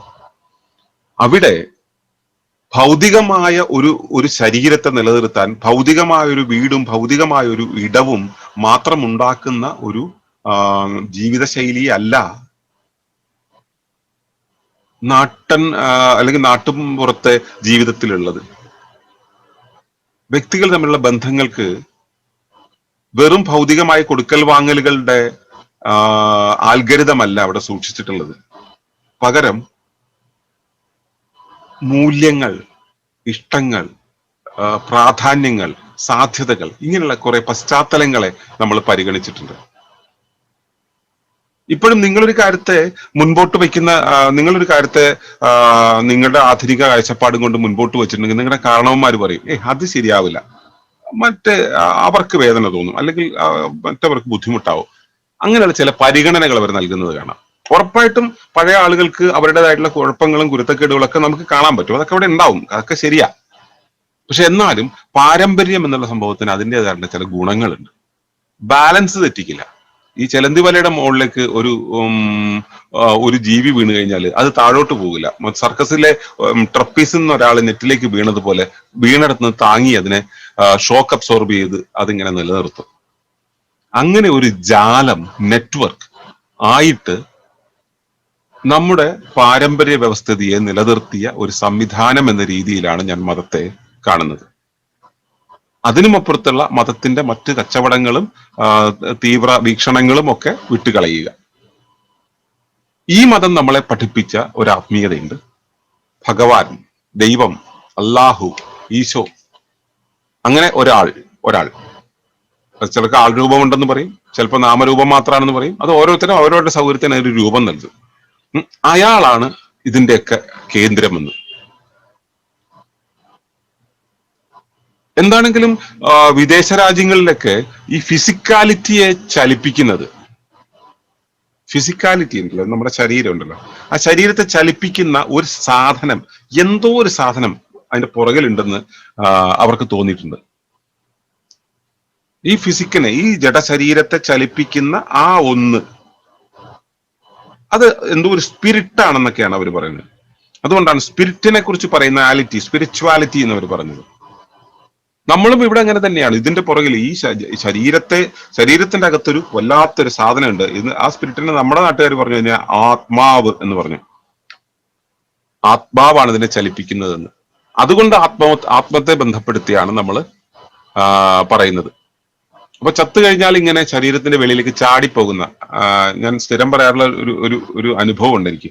രാത്രി 11 മണി മുതൽ 4 മണി വരെ ഒരു പെന്തിക്കോസ്തുകാരൻ എന്നെ റോഡിന്റെ നടുക്കിലിരുത്തി മറ്റേ ആത്മാവിനെ കുറിച്ച് പറഞ്ഞു തന്ന. പുള്ളി അവസാനം പറഞ്ഞു തന്ന എക്സാമ്പിൾ ഇങ്ങനെയാണ്: ഒരാളെ ഒരു ഗ്ലാസ് പെട്ടിക്കകത്താക്കിയിട്ട് കുറച്ചു നേരം കഴിഞ്ഞിട്ടുണ്ടെങ്കിൽ ഗ്ലാസ് പൊട്ടി അയാൾ മരിക്കും. അയാൾ മരിക്കുന്ന സമയത്ത് ഗ്ലാസ് പൊട്ടിയിട്ട് ഒരു വിടവ് വരും.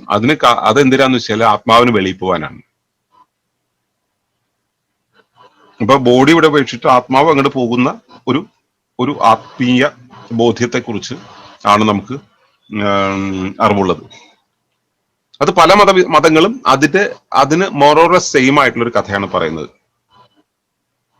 അപ്പൊ മരിച്ചു കഴിയുമ്പോൾ ഈ സാധനം എവിടെ പോകുന്നു ആർക്കും അറിയുന്നില്ല. അതിന്റെയാണ് പ്രശ്നം. അപ്പൊ ഞാൻ ചിലരോട് ചോദിക്കാറുണ്ട്, ഈ ബൈക്ക് ബൈക്ക് നല്ല സ്പീഡിൽ ഇപ്പൊ മറ്റേ എന്താണ് ഡ്യൂക്കൊക്കെ ഓടുന്ന കഴിഞ്ഞാൽ അതിന്റെ സ്പീഡ് കഴിഞ്ഞാൽ ആരാ അന്തം വിട്ടു, എന്തൊരു സ്പീഡില്ലാതെ ഓടുന്നത്. ബ്രേക്ക് പിടിച്ച് നിർത്തി കഴിഞ്ഞാൽ ഈ ഓട്ടോ എടുപ്പ് നമുക്കറിയാം, ഓട്ടം നിന്നു. സിമ്പിളാണ്, ഉത്തരം സിമ്പിളാണ്. അപ്പൊ ഈ ഓട്ടം എന്നുള്ള സാധനം അതെന്താ? അപ്പൊ ഓടിച്ചതാരാ? ഓടിപ്പിച്ചതാരാ? ഇതൊക്കെ വേറെ സാധനങ്ങളാണ്. ഓടിച്ചതൊരാള്, ഓടിപ്പിച്ചതൊരാള്, ഓട്ടം എന്നുള്ള സംഭവം. അപ്പൊ ഇതൊക്കെ തമ്മിൽ കൂട്ടി കണക്ട് ചെയ്യാൻ അറിയാത്തൊരു കാലത്ത് ആളുകൾക്ക് മനസ്സിലാകുന്ന രീതിയിൽ അരൂപിയായിട്ടുള്ള ഒരു സാധനം അവിടെ എവിടെയോ ഇരുന്നിട്ട് നിങ്ങളെയൊക്കെ ഇങ്ങനെ വന്ന് കൺട്രോൾ ചെയ്യുന്നു. ചത്ത് കഴിയുമ്പോൾ നിങ്ങളെയൊക്കെ അവിടേക്ക് പറഞ്ഞു വിട്ടിട്ട് അവിടെ പോയിട്ട് മറ്റേ അടുപ്പിലിട്ട് പൊരിക്കുകയൊക്കെ ചെയ്യുന്നു എന്ന് പറയുന്ന ഒരു ആത്മീയ വിശ്വാസത്തിലൂടെയാണ് നമ്മൾ പോയിട്ടുള്ളത്. എന്താണെങ്കിലും അതിൽ വിശ്വസിച്ചിട്ടുള്ള ആളുകൾക്ക് ഒരു ഗുണമുണ്ട്. വല്ലവനും ഇട്ട് മെക്കിട്ട് കയറാൻ, എന്നുവെച്ചാൽ ശുദ്ധമായ മതവിശ്വാസികൾ കേട്ടോ, നല്ല മതവിശ്വാസിയുടെ കാര്യമാണ് പറഞ്ഞത്. മതത്തിനെ വെച്ചിട്ട് മറ്റേ പറ്റിക്കാൻ നടക്കുന്നവരും തട്ടിക്കാൻ നടക്കുന്നവരും കൊല്ലാൻ നടക്കുന്നവരെ കുറിച്ചല്ല. അങ്ങും ഇങ്ങും തട്ടിക്കാതെ കൊണ്ടുപോകുന്ന ഒരു അവസ്ഥ നമുക്കുണ്ടായിരുന്നു.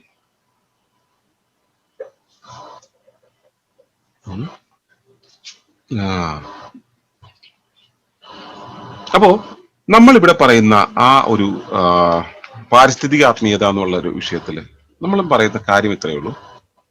ഏതൊരു ദ്രവ്യത്തെയും, ഏതൊരു വസ്തുവിനെയും, ഏതൊരു വ്യവസ്ഥയെയും,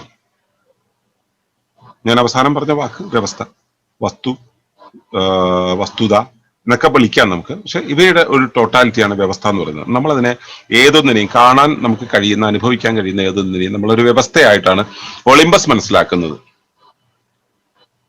ഏതൊരു വ്യവസ്ഥയ്ക്കും ഒരു ചാലകത്വമുണ്ട്, ചലിക്കുന്നുണ്ട്. ആ ചലനം എന്നുള്ള സംഭവത്തെ ഉരുവാക്കുന്നത്, ആ ചലനത്തെ ക്രമീകരിക്കുന്നത് എന്താണെങ്കിലും വെളിയിൽ നിന്നും വന്നൊരു വസ്തു ആയിരിക്കാൻ സാധ്യതയില്ല എന്നതാണ് നമ്മുടെ ആദ്യത്തെ നിഗമനം. പിന്നീട് നമുക്കത് കൃത്യമായി ബോധ്യമാകും. പിന്നീട്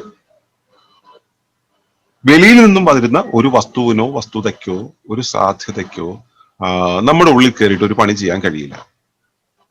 കാരണം ഇപ്പൊ നിങ്ങൾ ഈ ജീവന്റെ താക്കോലും പിടിച്ചിരിക്കുന്ന ഡോക്ടർമാരുണ്ട്, അവരോട് ചോദിച്ചു എന്താണ് ഡോക്ടർ ഈ ജീവൻ എന്താന്ന് വെച്ചാൽ എന്താണെന്ന് ചോദിച്ചു കഴിഞ്ഞാൽ അവരെന്താ പറയാ?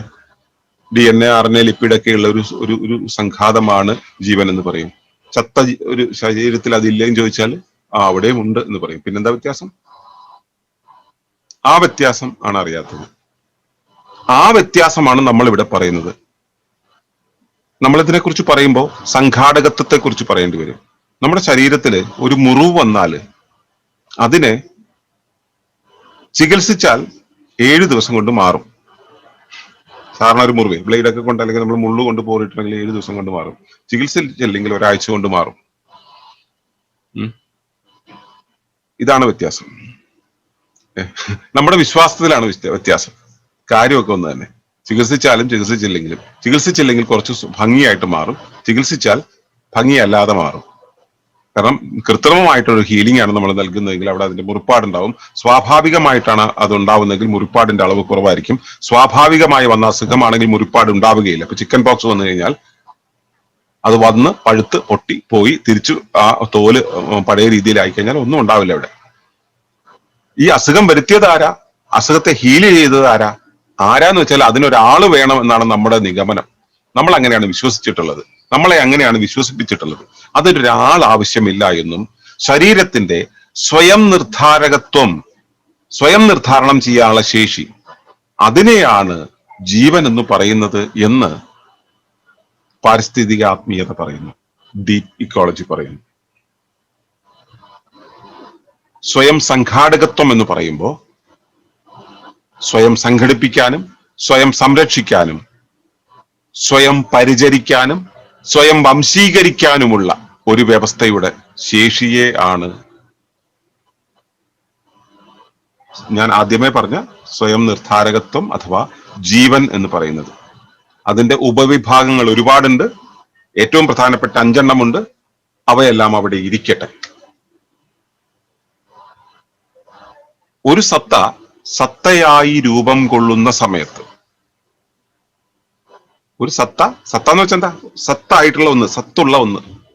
നിങ്ങൾ ഓരോരുത്തരും ഓരോ സത്തകളാണ്. നിങ്ങളായി അമ്മയുടെ ഗർഭപാത്രത്തിൽ രൂപം കൊള്ളുന്ന സമയത്ത് സത്യത്തിൽ നിങ്ങൾ ഉണ്ടായിരുന്നില്ല. നിങ്ങൾ ഏതോ ഒരു പ്രക്രിയയുടെ ബൈ പ്രോഡക്റ്റ് ആണെന്ന് നിങ്ങൾ കരുതുന്നുണ്ടെങ്കിൽ നിങ്ങൾ ഒന്ന് ചിന്തിച്ചു നോക്കുക, അങ്ങനെ തന്നെയാണെന്ന്. കുറച്ച് കൂടുതൽ പഠനം നടത്തുമ്പോൾ മനസ്സിലാവുന്നത് അങ്ങനെയല്ല സംഭവിക്കുന്നത്. അത് പ്രകൃതിയെക്കുറിച്ച്, പ്രപഞ്ചത്തെക്കുറിച്ച്, അതിന്റെ ഘടനയെക്കുറിച്ച് കൂടുതൽ പഠിക്കേണ്ടി വരും. തൽക്കാലത്തേക്ക് സായിപ്പ് തന്ന ഭൗതികവാദം വെച്ചിട്ട് നമുക്ക് നോക്കുമ്പോൾ ഒരു ബൈ പ്രോഡക്റ്റ് ആണ് നമ്മളെന്ന് വിചാരിക്കാം. പക്ഷെ അമ്മയുടെ ഉള്ളിലേക്ക് നമ്മൾ പ്രവേശിച്ച് കഴിഞ്ഞാൽ, നമ്മൾ അമ്മയുടെ ഗർഭപാത്രത്തിൽ രൂപം കൊണ്ട് കഴിഞ്ഞാൽ, പിന്നെ ആരാണ് നമുക്ക് കണ്ണുകൾ ഉണ്ടാക്കി, കൈകൾ ഉണ്ടാക്കി, കാലുകൾ ഉണ്ടാക്കി, ഹൃദയമുണ്ടാക്കി, ശിരസ്സുണ്ടാക്കി, നമുക്ക് വേണ്ടുന്നത് എല്ലാം ഉണ്ടാക്കി, ഇങ്ങനെ ഡെവലപ്പ് ചെയ്ത് ഒരു പൂർണ്ണ മനുഷ്യനാക്കി വെളിയിലേക്ക് കൊണ്ടുവരുന്നത് ആരാണ്? അമ്മയുടെ ഗർഭപാത്രത്തില് തനിയെ അമ്മയുടെ ഗർഭപാത്രത്തിനകത്ത് മറ്റേ നമ്മൾ എന്തെങ്കിലും മെഷീൻ എന്തെങ്കിലും ഫിറ്റ് ചെയ്തിട്ടുണ്ടോ? അമ്മയുടെ ഗർഭപാത്രമാണോ ഇതെല്ലാം ഉണ്ടാക്കുന്നത്? അമ്മയുടെ ഗർഭപാത്രമാണ് ഉണ്ടാക്കിയതെങ്കിൽ നമ്മൾ വെളിയിൽ വന്നു കഴിഞ്ഞപ്പോൾ ഒരു മുറിവ് വന്നപ്പോൾ മാറ്റിയതാരാ? അമ്മയുടെ ഗർഭപാത്രമാണോ? നമുക്ക് ഇപ്പോഴും നമ്മുടെ കൈയിലേക്ക് ഒരു മുള്ളു കൊണ്ടു കഴിഞ്ഞാൽ ആ കൊള്ളുന്ന നിമിഷം തന്നെ കൈ പിൻവലിക്കാൻ തോന്നുന്നത് എവിടെ നിന്നാണ്? തോല് പോയി കഴിഞ്ഞാൽ തോല് തിരിച്ചു കൊണ്ടിടുന്നത് എവിടെ നിന്നാണ്? വെളിയിലേക്ക് നോക്കുക. നിങ്ങളുടെ മുറ്റം ചെത്തിക്കോരി ഇട്ട് കഴിഞ്ഞാൽ നിങ്ങൾ എവിടേക്ക് വേറൊന്നിനെയും കടത്തിവിടാതെ സൂക്ഷിച്ചാൽ പോലും അടുത്തൊരു 2 മഴ വരികയും കുറച്ചു ദിവസം നിങ്ങൾക്ക് മുറ്റത്തിറങ്ങി തൂത്തുവാരാൻ കഴിയാതെ വരികയും ചെയ്താൽ അവിടെ പുല്ല് മുളപ്പിക്കുന്നത് ആരാണ്? അവിടെ സൂര്യപ്രകാശം തട്ടാത്ത രീതിയിൽ തോല് മുളപ്പിക്കുന്നത് ആരാണ്? അത് സ്വയമേവ സംഘടിക്കുന്നു എന്നാണ് മനസ്സിലാക്കേണ്ടത്. സ്വയമേവ സംഭവിക്കുന്നു. ഈ സ്വയമേവ സംഭവിക്കുന്നു എന്ന് പറയുന്നതിനെയാണ് നമ്മൾ സെൽഫ് ഓർഗനൈസേഷൻ എന്ന് പറയുക. അങ്ങനെ സെൽഫ് ആയിട്ട് ഓർഗനൈസ് ചെയ്യുന്ന ഒരു സംഘാതമാണ് നമ്മുടെ ശരീരമെന്ന് ആണ് ഡീപ്പ് ഇക്കോളജി ആദ്യമേ ഇക്കോളജിയെ, പ്രകൃതിയെ മനസ്സിലാക്കുന്നത്. സ്വയം സംഘടിപ്പിക്കുന്ന ഒന്ന്. സ്വയമേവയാണ് ഇവയുടെ പ്രവർത്തനങ്ങൾ. വെളിയിലുള്ളവയുടെ സ്വാധീനം അതിനകത്തുണ്ടാകും എന്നത് ശരിയാണ്. പക്ഷെ അവയ്ക്ക് അളവ് കുറവാണ്. ഈ പ്രവർത്തനങ്ങളെല്ലാം നടക്കുന്നത് സ്വയമേവയാണ്. ആ സ്വയമേവ സംഘടിപ്പിക്കാനുള്ള ശേഷിയാണ് ജീവൻ എന്ന് പറയുന്നത്. ആദ്യമേ ഉണ്ടാകുന്നത് എന്താണ്? ഈ രൂപം, ഈ സത്ത. ഇപ്പൊ ഞാൻ തൽക്കാലത്തേക്ക് ബാവക്ക എന്ന് വിളിക്കുന്നു. ബാവക്ക എന്നുള്ള രൂപത്തെ ഉരുവാക്കുവാനായി അദ്ദേഹത്തിന്റെ അമ്മയുടെ ഗർഭപാത്രത്തിൽ സ്ഥാനം കൊടുത്ത് ഇതാണ് ഡിസൈൻ എന്ന ഒരു സങ്കല്പം, കൽപ്പന നൽകി കഴിഞ്ഞാൽ പിന്നെ ആ കൽപ്പനയാകുന്ന സ്വയം പ്രവർത്തന ശേഷിയാണ് ബാവക്ക എന്നുള്ള ഒരു വ്യക്തിയെ, റഹ്മത്തുള്ള എന്നുള്ളൊരു വ്യക്തിയെ, ആ പേരിടുന്നതിന് മുമ്പുള്ള ശിശുവിനെ ഉണ്ടാക്കി വെളിയിലേക്ക് കൊണ്ടുവന്ന് പിന്നെ അപ്പനും അമ്മയും സമൂഹവും കൂടെ പേര് നൽകി. പിന്നെ വലുതായി കഴിഞ്ഞപ്പോ അദ്ദേഹത്തിന്റെ പിൻതലമുറയിലുള്ള ആളുകളും ഞങ്ങളും ഒക്കെ ബാവക്ക എന്ന് വിളിച്ച് അദ്ദേഹം അങ്ങനെ ഒരാളായി മാറി. ഇത്രയും ആക്കി മാറ്റിയത് എന്താണ്? ആരാണ്? അദ്ദേഹത്തെ ആദ്യമായി കൽപ്പന ചെയ്ത ആ ഒരു അവസ്ഥയിൽ നിന്നും അങ്ങോട്ടേക്ക് ഉണർത്തിക്കൊണ്ടുവന്നത് അദ്ദേഹത്തിന്റെ ജീവനാണ്. ഈ ജീവനെ നമ്മൾ മറ്റൊരു രീതിയിൽ പറയും പ്രാണൻ എന്ന്. രണ്ടും ജീവനും പ്രാണനും ഒന്നല്ല, എങ്കിലും തൽക്കാലത്തേക്ക് നമ്മൾ പ്രാണൻ എന്ന് വിളിക്കാം. ഈ പ്രാണനാണ് അയാൾ എന്ന് വെച്ചാൽ ഞാൻ ബാവക്ക എന്ന് മാത്രമല്ല ഉദ്ദേശിക്കുന്നത്, ഒരു വ്യക്തിയെ ആ വ്യക്തിയായി രൂപം കൊണ്ട് വളർത്തി വലുതാക്കി കൊണ്ടുവരുന്നത്. അപ്പോ ശരീരം ഉണ്ടാകുന്നതിന് മുമ്പ് ഉണ്ടാകുന്ന ഒന്നാണ്, ശരീരമായിത്തീരുന്നതിന് മുമ്പ് അതിനുണ്ടായിരിക്കുന്ന ഒന്നാണ് അതിന്റെ സംഘാടകത്വം എന്ന് പറയുന്നത്, ജീവൻ എന്ന് പറയുന്നത്, പ്രാണൻ എന്ന് പറയുന്നത്. ആ പ്രാണൻ ഒരു ശരീരത്തിന് നൽകുന്നത് എന്താണ്? ശരീരത്തെ നൽകുന്നു. വെറുതെ ശരീരത്തെ നൽകുകയാണോ? ഒരു സൈക്കിളിന്റെ ഘടകഭാഗങ്ങളെല്ലാം കൂടെ ഒരുമിച്ച് നമ്മൾ ഒരു കടയിൽ പോയി ഘടകങ്ങളാകുന്ന എല്ലാ സാധനങ്ങളും വാങ്ങിച്ച് വീട്ടിൽ കൊണ്ടുവന്നിട്ട് ഒരു ഷെൽഫിൽ എങ്ങനെ അടുക്കി വെച്ച് കഴിഞ്ഞാൽ അതൊരു സൈക്കിൾ ആകുമോ? ആ സൈക്കിളിനെ നമ്മൾ സ്വന്തമായ രീതിയിൽ ഘടിപ്പിക്കണം, പരസ്പരം ബന്ധിപ്പിക്കണം. അങ്ങനെ പരസ്പരം ബന്ധിപ്പിക്കുമ്പോൾ അതിന് കൈവരുത്ത ഒരവസ്ഥയുണ്ട്. സൈക്കിളിന്റെ കമ്പിയും ചക്രവും ബെല്ലും ചെയിനും ഒക്കെ കൂടെ ചേർന്ന് പ്രവർത്തിക്കുമ്പോൾ അതൊരു നല്ല വാഹനമായിട്ട് മാറും. അങ്ങനെ ഒരു വാഹനമായിട്ട് നമുക്കത് ഉപയോഗിക്കാൻ പറ്റും. അതുപോലെ തന്നെയാണ് നമ്മുടെ ശരീരത്തിൽ കൈയും കാലും എല്ലാം കൂടെ ഒരു പ്രത്യേക രീതിയിൽ ഘടിപ്പിക്കുമ്പോഴാണ് ഇങ്ങനെ ഒരു സാധനമായിട്ട് മാറുക, നമ്മൾ ഓരോരുത്തരുമായിട്ട് മാറുക. അങ്ങനെ സവിശേഷമായ രീതിയിൽ സംഘടിപ്പിക്കാൻ ഒരു വ്യക്തിക്കോ വേറൊരു ഒരു യന്ത്രത്തിനോ ഒരു സവിശേഷ ബുദ്ധിക്കോ ഒന്നും കഴിയില്ല. അതിനെ ഉരുവാക്കാൻ ആ ഡിസൈന് മാത്രമാണ്, ആ ഡിസൈനിന്റെ അടിസ്ഥാന ഭാഗമാകുന്ന ബോധത്തിനാണ് കഴിയുക. വേറൊന്നിന് കഴിയില്ല, അതിന് വെളിയിൽ നിന്നുള്ള ഒന്നിന് കഴിയില്ല. അപ്പോ എവിടെയാണ് ഇതിനെ ഉരുവാക്കിയവൻ ഇരിക്കുന്നത്? അകത്താണ്, അതിലാണ്, അതാണ്. അപ്പോ നമ്മൾ വെളിയിൽ നിന്നും ഇപ്പോ ഒരു രൂപം വന്നു, ആദ്യം ഇങ്ങനെ ഒരു സത്യം ഉണ്ടാകട്ടെ എന്നുള്ള ആശയം വരുന്നു. പരമമായ ബോധത്തിനാണ് ആശയം വരിക. അതെങ്ങനെ വരുന്നു എന്ന് പിന്നീട് നമുക്ക് ചർച്ചകളിലൂടെ അങ്ങനെ പോകുമ്പോൾ മനസ്സിലാവും കേട്ടോ, ഇങ്ങനെ വരുന്നു എന്നുള്ളത്. അങ്ങനെ ആദ്യം ഒരു രൂപം വന്നു, ആദ്യം ഒരു ആശയം വന്നു. ആശയത്തിനനുസരിച്ച് അതിനൊരു സംഘാടകത്വം വന്നു. ആ സംഘാടകത്വം അതിന്റെ ചുറ്റുപാടും അതിന്റെ പരിസരത്തിൽ നിന്നും വേണ്ടുന്ന ദ്രവ്യങ്ങളെ എടുത്തുകൊണ്ട് ഈ മെറ്റീരിയൽ ഒരു ഫങ്ഷനിങ് ബോഡിയാക്കി മാറ്റാൻ പാകത്തിൽ അതിനെ ഘടിപ്പിച്ച് കൊണ്ടുവന്ന് അതിനൊരു പാകത്തിലാക്കി പക്വമാകുന്ന സമയത്ത് അതിനെ കൃത്യമായ രീതിയിൽ ജീവിക്കാൻ പാകത്തിലുള്ള ഒരു എൻവയോൺമെന്റിലേക്ക് പ്ലേസ് ചെയ്യുന്നു. പിന്നെ അതിന്റെ സ്വയം നിയന്ത്രണത്തിൽ അങ്ങനെ പതുക്കെ വെളിയിൽ നിന്നൊന്നെടുത്ത് ആദ്യം അമ്മയുടെ മാറിടത്തിൽ നിന്നും കുടിച്ച് പിന്നെ അത് കൈനീട്ടി ഓരോന്നെടുത്ത് വായിലിട്ട് പിന്നെ അത് ചോദിച്ചു വാങ്ങിച്ച് കഴിക്കാൻ പഠിച്ച് പിന്നെ അത് ഉൽപ്പാദിപ്പിച്ചുണ്ടാക്കാൻ പഠിച്ച് അങ്ങനെ ശരീരത്തെ വെപ്പിച്ചു കൊണ്ടുവരും. അപ്പോ നമ്മുടെ ഉള്ളിൽ നിൽക്കുന്ന ഈ സ്വയം സംഘാടകത്വം എന്ന് പറയുന്ന ഒരു അവസ്ഥയുണ്ടല്ലോ, അത് ഘടനാപരമായി ഒരു ശരീരത്തെ സമഗ്രമാക്കി കൊണ്ടുവരുമ്പോ നമ്മൾ അതിനെ ശരീരം എന്ന് പറയും. ഈ ശരീരത്തെ അങ്ങനെ ആക്കി തീർത്തത് എന്താണ്? ജീവനാണ്. ജീവൻ ശരീരത്തെ ഉരുവാക്കി, ശരീരത്തെ പരിചരിക്കുന്നു, ശരീരത്തെ ക്രമീകരിക്കുന്നു, ശരീരത്തെ വംശീകരിക്കുന്നു. ഓക്കെ, അങ്ങനെ ഒരു ശരീരം ഉണ്ടാകുമ്പോൾ, ഒരു സംഘാടകത്വമുള്ള ഒരു ശരീരം ഉണ്ടാകുമ്പോൾ ആ ശരീരത്തിന് ചില പ്രവർത്തനങ്ങളുണ്ട്. ആ പ്രവർത്തന സംവിധാനങ്ങളെയാണ് ധർമ്മങ്ങൾ എന്ന് പറയുക. ഓക്കെ, തൽക്കാലത്തേക്ക് ഈ 3 ഘടകങ്ങളെ പറഞ്ഞുള്ളൂ, ഞാൻ അപ്പുറത്തേക്ക് പോകുന്നില്ല, അതവിടെ ഇരിക്കട്ടെ. അപ്പോ ശരീരം, ജീവൻ, ധർമ്മവ്യവസ്ഥയാണ് മനസ്സെന്ന് പറയുക. അപ്പോ ജീവൻ എന്നുള്ള അവസ്ഥയുണ്ടല്ലോ, ജീവനുള്ള ഒരു വസ്തുവിനെ നമ്മൾ ജൈവ വസ്തു എന്ന് പറയും അല്ലെ. അതിന്റെ ആ പ്രതിഭാസത്തെ നമ്മൾ ജൈവീകത എന്ന് പറയും. അപ്പോ ശരീരമുണ്ട്, ജൈവീകതയുണ്ട്, ധർമ്മവ്യവസ്ഥയുണ്ട്. ധർമ്മവ്യവസ്ഥയാണ് നമ്മൾ മനസ്സെന്ന് പറയും. അതെങ്ങനെയാണോ അങ്ങനെ പറയുന്നത് എന്നുള്ള ചോദ്യങ്ങളൊക്കെ വരണം. നിങ്ങൾ ചോദിക്കുമ്പോഴേ അത് വ്യക്തമാക്കാൻ കഴിയൂ. നിങ്ങളിൽ കുറെ ഇളക്കം ഉണ്ടാക്കുക എന്നുള്ളതാണ് എന്റെ പ്രധാന ഉദ്ദേശം. കാരണം ഞാൻ പറയുന്നത് നിങ്ങൾ കുറെ വിശ്വസിച്ചിട്ട് പോയാൽ നിങ്ങൾക്കൊന്നും മനസ്സിലാവില്ല. ഞാൻ പറയുന്നതനുസരിച്ച് നിങ്ങൾക്ക് മസ്തിഷ്കം പ്രക്ഷാളനം നടന്നു കഴിഞ്ഞിട്ട് നിങ്ങൾ ഇത് ചോദ്യം ചെയ്യണം. ഞാൻ ഈ പറഞ്ഞതിനെ ചോദ്യം ചെയ്യണം. ചോദ്യം ചെയ്യുന്ന സമയത്താണ് നിങ്ങളുടെ തലയിളയുക, നിങ്ങൾ സത്യത്തെ അന്വേഷിക്കുക.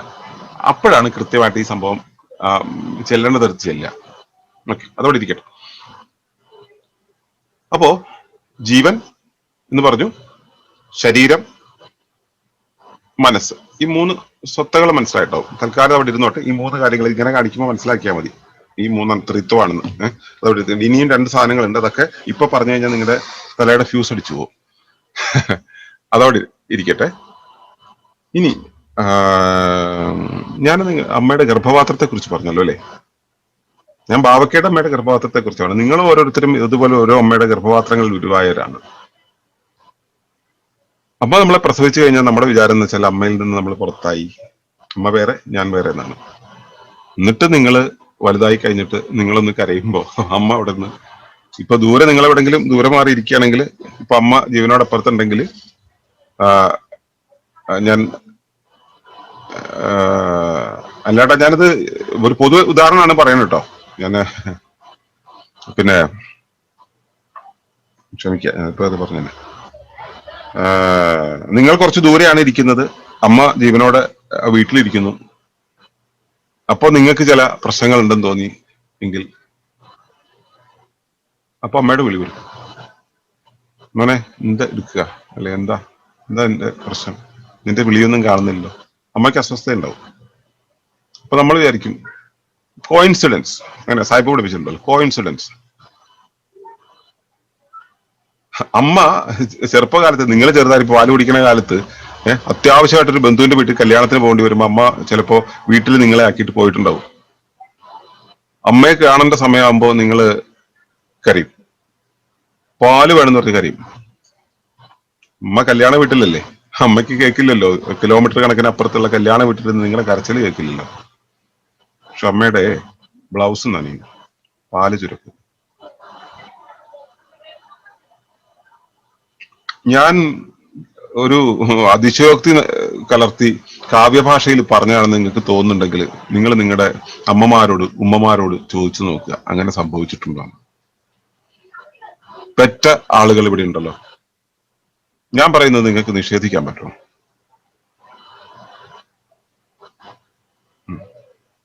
ഞാൻ ഇടയ്ക്ക് നമ്മള് ഡീപിക്കോളജിക്കൽ ആയിട്ടുള്ളൊരു ഗ്രൂപ്പ് ആയതുകൊണ്ട് ഞാൻ ശ്രദ്ധിക്കേണ്ട വേറൊരു കാര്യം കൂടി ഉണ്ട്. സൈനബേച്ചി അവിടെ ഇരിക്കുന്ന ആളുടെ പേരെന്താ?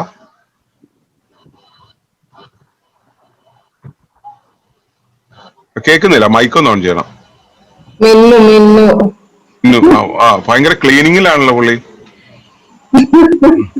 എന്തായാലും നമ്മുടെ വെബിനാറുകളുടെ ഒരു പ്രത്യേകതയാണ്, നമ്മുടെ പ്രോഗ്രാമുകളുടെ ഒക്കെ ഒരു പ്രത്യേകതയാണ്. നമ്മുടെ കൂട്ടത്തിൽ മനുഷ്യർ മാത്രമല്ല, നമ്മുടെ നിത്യസാധനയിൽ വരെ നമ്മുടെ ആളുകൾ ഇങ്ങനെ പങ്കെടുക്കും. സുജിത്തിന്റെ വീട്ടിലെ ആളുണ്ട്, പിന്നെ ഡെയിലി നമ്മുടെ ടൈമിംഗ് പോലും കൃത്യമായിട്ട് അറിയുന്ന, നമ്മുടെ ഓരോ പ്രോസസ്സ് കഴിയുമ്പോൾ വർഗീസായിട്ടിനെ വിളിച്ചുകൊണ്ട് പോകുന്ന ആളാണ് മാക്സ്.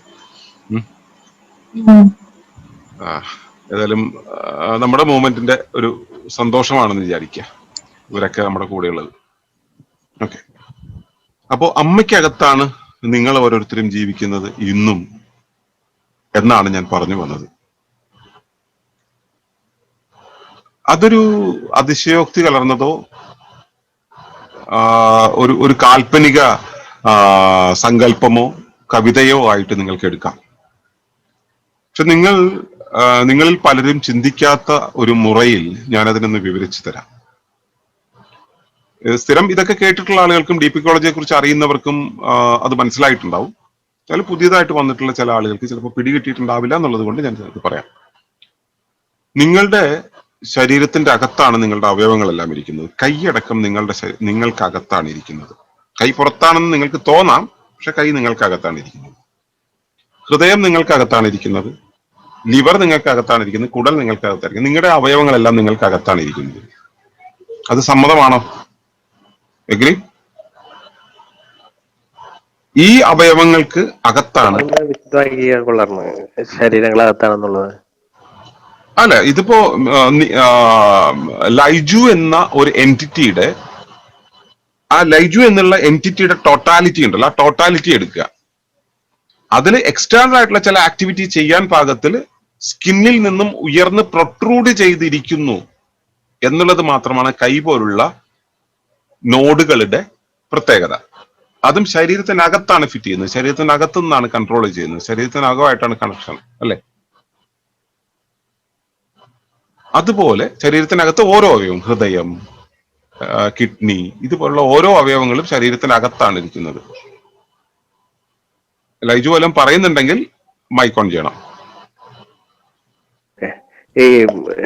ഈ ശരീരത്തിന് നമ്മൾ ജനിക്കുമ്പോ തന്നെ അതൊക്കെ പുറത്താണല്ലോ. അല്ല, അത് ഈ പുറത്തു നിന്നുള്ളത് സോക്സിന്റെ അകവും പുറവും കണ്ടുപിടിക്കുന്ന ഒരു പരിപാടിയാണ്. ഈ പുറത്ത് എന്ന് പറയുന്നത് നമ്മളൊരു ഒരു മിയർ ഫിസിക്കൽ സെൻസിലല്ല നമ്മൾ ഇത് പറയുന്നത്, അതിന്റെ ഒരു ഹോളിസ്റ്റിക് സെൻസിൽ എടുക്കുക. ഞാൻ എന്നുള്ളൊരു എൻറ്റിറ്റി,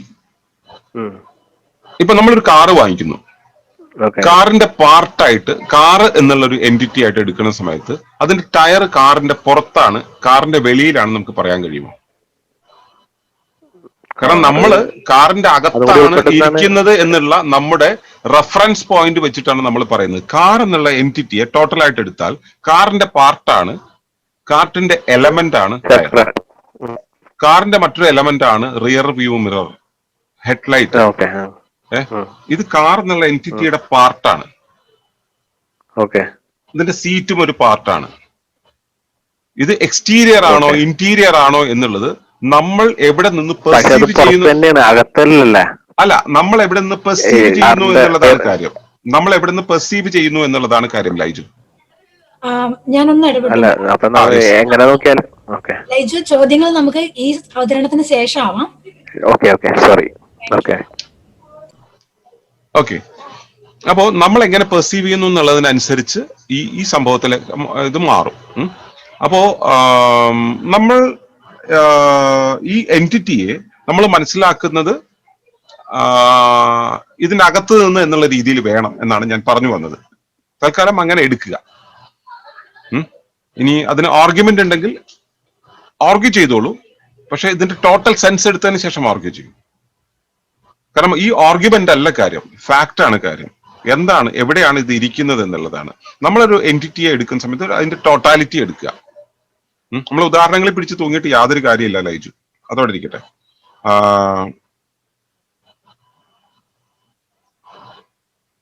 ഇപ്പൊ നമ്മള്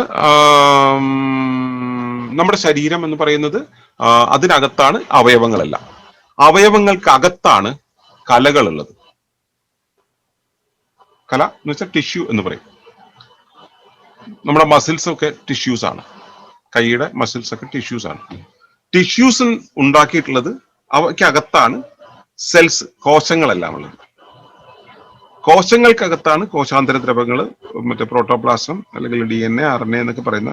പിന്നെയും നമുക്ക് വിഭജിച്ച് ഇങ്ങനെ അകത്തേക്ക് പോകാം. അപ്പോ എനിക്കകത്താണ് എന്റെ അവയവങ്ങൾ, അവയവങ്ങൾക്കകത്താണ് കലകൾ, കലകൾക്കകത്താണ്. അപ്പോ ഞാൻ എന്നത് ഒരു കൂടായിട്ട് സങ്കല്പിക്കുക. എനിക്കകത്താണ് എന്റെ അവയവങ്ങൾ, അവയവങ്ങളാകുന്ന ഒരു കൂടായിട്ട് സങ്കല്പിക്കുക. അതിനകത്താണ് കലകൾ, അതിനകത്താണ് കലകൾക്കകത്താണ് എന്നുള്ളത്. അപ്പൊ ഞാൻ എന്നുള്ളതോ, ഞാൻ സ്വതന്ത്ര വ്യക്തിയാണെന്ന് നമ്മൾ വിചാരിക്കും. അല്ല, നിങ്ങൾക്ക് മുകളിലുള്ള ഹൈറാർക്കി ഒന്ന് ശ്രദ്ധിക്കുക. പ്രപഞ്ചത്തിന്റെ അകത്താണ് ഗാലക്സികൾ ഉള്ളതെന്ന് നിങ്ങൾ സ്കൂൾ ക്ലാസ്സിൽ പഠിച്ചിട്ടുണ്ട്. പഠിച്ചതൊക്കെ ശരിയാണോ തെറ്റാണോ എന്ന് പഠിക്കട്ടെ. തൽക്കാലം നിങ്ങൾ പഠിച്ച കാര്യങ്ങളെ മാത്രം എടുക്കുക. ഗാലക്സികൾക്കകത്താണ് ഈ സോളാർ സിസ്റ്റം പോലെ ഒട്ടേറെ കുട്ടി സംവിധാനങ്ങൾ ഉള്ളത്. സോളാർ സിസ്റ്റത്തിന്റെ അകത്താണ് ഈ മറ്റേ ഈ പ്ലാനറ്റ്സ് ഒക്കെ ഉള്ളത്. അങ്ങനെ ഒരു പ്ലാനറ്റ് ആണ് ഭൂമി. അതിനകത്താണ് ഈ ബയോസ്ഫിയർ ഉള്ളത്. ആ ബയോസ്ഫിയറിന്റെ അകത്ത് ആണ് ഈ മറ്റേ പലതരം ഓർഗാനിക് സ്പീഷീസുകൾ ഉള്ളത്, അവയുടെ വിഭാഗങ്ങൾ ഉള്ളത്. അതിനകത്താണ് ഹ്യൂമൻ സ്പീഷീസ് ഉള്ളത്. അത്തരമൊരു സംഭവത്തിന്റെയും അകത്താണ് നിങ്ങൾ മനുഷ്യൻ എന്നുള്ള സംഭവം ഉള്ളത്. അതിന് തന്നെ ചില ഫാമിലിയും അങ്ങനെയുള്ള കാര്യങ്ങളുണ്ട്. അപ്പൊ ഇവയ്ക്കൊക്കെ അകത്ത് പല പല ലെവൽസ് ഉണ്ട്. പക്ഷെ നമുക്ക് മനസ്സിലാകാനുള്ള ഒരു ഏരിയകൾ മാത്രമേ എടുക്കുന്നുള്ളൂ ഇവിടെ. അപ്പോ പ്രപഞ്ചം മുതൽ ആദി കോശം വരെയും കൂടുകൾക്കകത്ത് കൂടുകളായി ആണ് നിർദ്ധാരണം ചെയ്തിട്ടുള്ളത് എന്നതാണ് സിസ്റ്റമിക് തിങ്കിങ് എന്ന് പറയുന്ന ആധുനിക ശാസ്ത്രശാഖ പ്രപഞ്ച വീക്ഷണത്തിന് വേണ്ടി തരുന്ന ഒരു മോഡൽ. സിസ്റ്റമിക് തിങ്കിങ് തന്നെയാണ് ഡീപിക്കോളജിയുടെയും വീക്ഷണം. രണ്ടും രണ്ട് വഴിക്ക് വരുന്നതാണ്, പക്ഷെ രണ്ടും ഒരേ കാര്യത്തെയാണ് പറയുന്നത്. അപ്പോ കൂടുകൾക്കകത്ത് കൂടുകളായി നിൽക്കുന്ന ഈ മഹാസംവിധാനത്തില് ഞാൻ എന്നുള്ള സത്തയെക്കുറിച്ചാണ് നമ്മൾ മുമ്പേ പറഞ്ഞത്. എനിക്കൊരു ശരീരമുണ്ടെന്നും ആ ശരീരത്തെ അങ്ങനെ ഓർഗനൈസ് ചെയ്യുന്ന ആ സ്വയം നിർദ്ധാരണ സംവിധാനത്തെയാണ് ജീവൻ എന്ന് പറയുന്നതും എന്നുമൊക്കെയാണ്. ഓക്കെ. അപ്പോ ജീവൻ എന്ന് പറയുന്ന ആ മഹാസംവിധാനം എന്റെ ശരീരത്തിൽ ഇരിക്കുമ്പോൾ അതിനെ ജൈവീകത എന്ന് പറയും. എനിക്ക് മുകളിൽ എത്രയോ ലെവൽസ് ഉണ്ടെന്ന് നമുക്കറിയാം.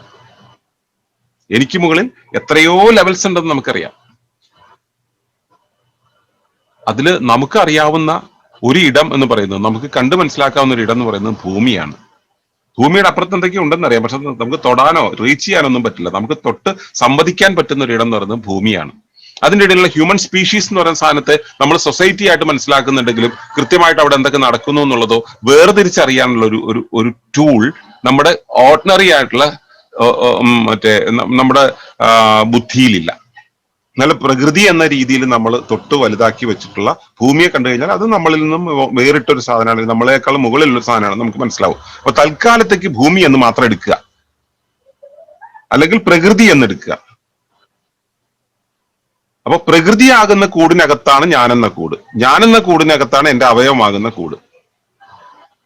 ഞാനെന്ന ഈ കൂടിന്റെ ഭൗതികമായ ഈ ഘടനയെ ഉരുവാക്കിയത് എന്റെ ജൈവികതയാണ്. അതിനൊരു കേടുപാട് വന്നാൽ അതിനെ രൂപപ്പെടുത്തുന്നത്, ക്രമപ്പെടുത്തുന്നത് എന്റെ ജൈവികതയാണ്. അതിന്റെ വളർച്ചയെ നിയന്ത്രിക്കുന്നത്, വളർച്ചയുടെ പരിധി കടക്കാതെ സൂക്ഷിക്കുന്നത് എല്ലാം ഈ ജൈവികതയാണ്. എനിക്കിതുള്ളതുപോലെ എന്റെ ഉപരിവ്യവസ്ഥയായ ഭൂമിക്ക് അല്ലെങ്കിൽ പ്രകൃതിക്കും ഇതുപോലൊരു ശരീരമുണ്ട്. ആ ശരീരത്തെ നമ്മൾ ദൃശ്യപ്രകൃതി എന്ന് പറയുന്നു. നമ്മൾ കാണുന്ന ആ ശരീരമാണ് ദൃശ്യപ്രകൃതി. എന്നേക്കാളും അതീതമായി നിൽക്കുന്ന ആ ശരീരത്തിനും അതുപോലെ തന്നെ ഒരു ജൈവികത ഉണ്ടാവില്ലേ? ആ ജൈവികതയെ നമുക്ക് അതിജൈവികത എന്ന് പറയാം. അതിജൈവികത എന്നൊക്കെ പറയുന്നതിന് നീളം കൂടുതലായിട്ട് തോന്നുകയാണെങ്കിൽ അതിജൈ എന്നൊക്കെ മാറ്റിയിട്ട് ദൈ എന്നാക്കിയാൽ മതി. അതിജൈവികത എന്നുള്ളതിന് പകരം ദൈവികത എന്ന് പറഞ്ഞ സംഭവമായി. ഗോഡ്ലിനെസ് എന്ന് പറയും. അപ്പോ നമുക്ക് ഉപരിയായിട്ടുള്ള വ്യവസ്ഥയുടെ ആ ഒരു സംവിധാനത്തെയാണ് നമ്മൾ ദൈവികത എന്ന് പറയുന്നത്. ആ ദൈവികതയെ കാണാൻ അവിടെ പോയി നോക്കേണ്ട കാര്യമൊന്നുമില്ല. അതെങ്ങനെയാണ് പ്രവർത്തിക്കുക, സ്വയം നിർദ്ധാരകത്വം എന്നുള്ളത് എങ്ങനെയാണ് പ്രവർത്തിക്കുക എന്നുള്ളത് മനസ്സിലാക്കാൻ അവനവന്റെ ജീവനെ നോക്കിയാൽ മതി. ജൈവം എന്ന് പറയും. ഈ ജൈവത്തെയാണ്, ഈ ജൈവമാണ് ഉള്ളിൽ കിടന്ന്, ഈ ജൈവാവസ്ഥയാണ് ഉള്ളിൽ കിടന്ന് തനിയെ നിർദ്ധാരണം ചെയ്യുന്നത്. അതിനെയാണ് സായിപ്പ് സ്പിരിറ്റ് എന്ന് പറഞ്ഞത്. അതിനെയാണ് നമ്മുടെ നാട്ടിലെ ആളുകൾ ആത്മം എന്ന് പറഞ്ഞത്. ഈ ആത്മത്തെ ചൊല്ലിയാണ് നമ്മൾ ആത്മീയതയെ കുറിച്ച് പറഞ്ഞു വന്നത്. ഈ ആത്മീയതയാണ്, ഈ ആത്മത്തെക്കുറിച്ചുള്ള, ഈ ജീവനെ കുറിച്ചുള്ള, ജീവന്റെ സ്വയം നിർദ്ധാരകത്വത്തെ കുറിച്ചുള്ള ആ ഒരു ബോധ്യമാണ്, അവയെക്കുറിച്ചുള്ള പഠനമാണ്, അവയുടെ പ്രയോഗമാണ് ആത്മീയത എന്ന് പ്രകൃതിയുടെ ആത്മീയതയായിട്ട് നമ്മൾ ഇവിടെ അവതരിപ്പിക്കുന്നു. മറ്റൊരു രീതിയിൽ പറഞ്ഞാൽ സ്പിരിച്വൽ കോഷ്യന്റ് എന്ന് പറയുന്ന ഒരു അളവുകോലുണ്ട്. ഐക്യുവിനെ കുറിച്ച് നിങ്ങൾ കേട്ടിട്ടുണ്ടാവും. ഇമോഷണൽ കോഷ്യന്റിന്റെ ഒരു കാലമാണിത്. എന്നുവെച്ചാൽ ബൗദ്ധിക അളവുകോലാണ് ഐക്യു. ഒരു വ്യക്തിയുടെ ബൗദ്ധികമായിട്ടുള്ള അളവ് വളരെ കൂടുതലാണെന്നുണ്ടെങ്കിൽ അയാളുടെ ജീവിതത്തിൽ വിജയിച്ചു എന്നാണ് സായിപ്പ് പഠിപ്പിച്ചത്. കുറച്ചു കാലം കഴിഞ്ഞപ്പോൾ നമ്മുടെ മാനേജ്മെന്റ് ആളുകളൊക്കെ കൂടെ പറഞ്ഞു പഠിപ്പിച്ചു, അത് മാത്രം പോരാ, വൈകാരികമായ മെച്ചങ്ങൾ ഉണ്ടാവണം, വികാരങ്ങളെ കൈകാര്യം ചെയ്യാൻ അറിയണമെന്ന്. അതിനും അപ്പുറത്തേക്ക് ജീവിതവുമായിട്ട് മുൻപോട്ട് പോകുമ്പോൾ, തൽക്കാലത്തേക്ക് ഒരു ട്രെയിനിങ്ങിന് പോകുമ്പോൾ, ഒരു ഇന്റർവ്യൂവിന് പോകുമ്പോൾ, അവിടെ ഇന്റർവ്യൂവിന്റെ ടേബിളിൽ ഇരിക്കുന്ന ഒരാളെ കൺവിൻസ് ചെയ്യാൻ നമ്മുടെ ഇമോഷണൽ ആയിട്ടുള്ള മാനേജ്മെന്റ് കൊണ്ട് കഴിയും.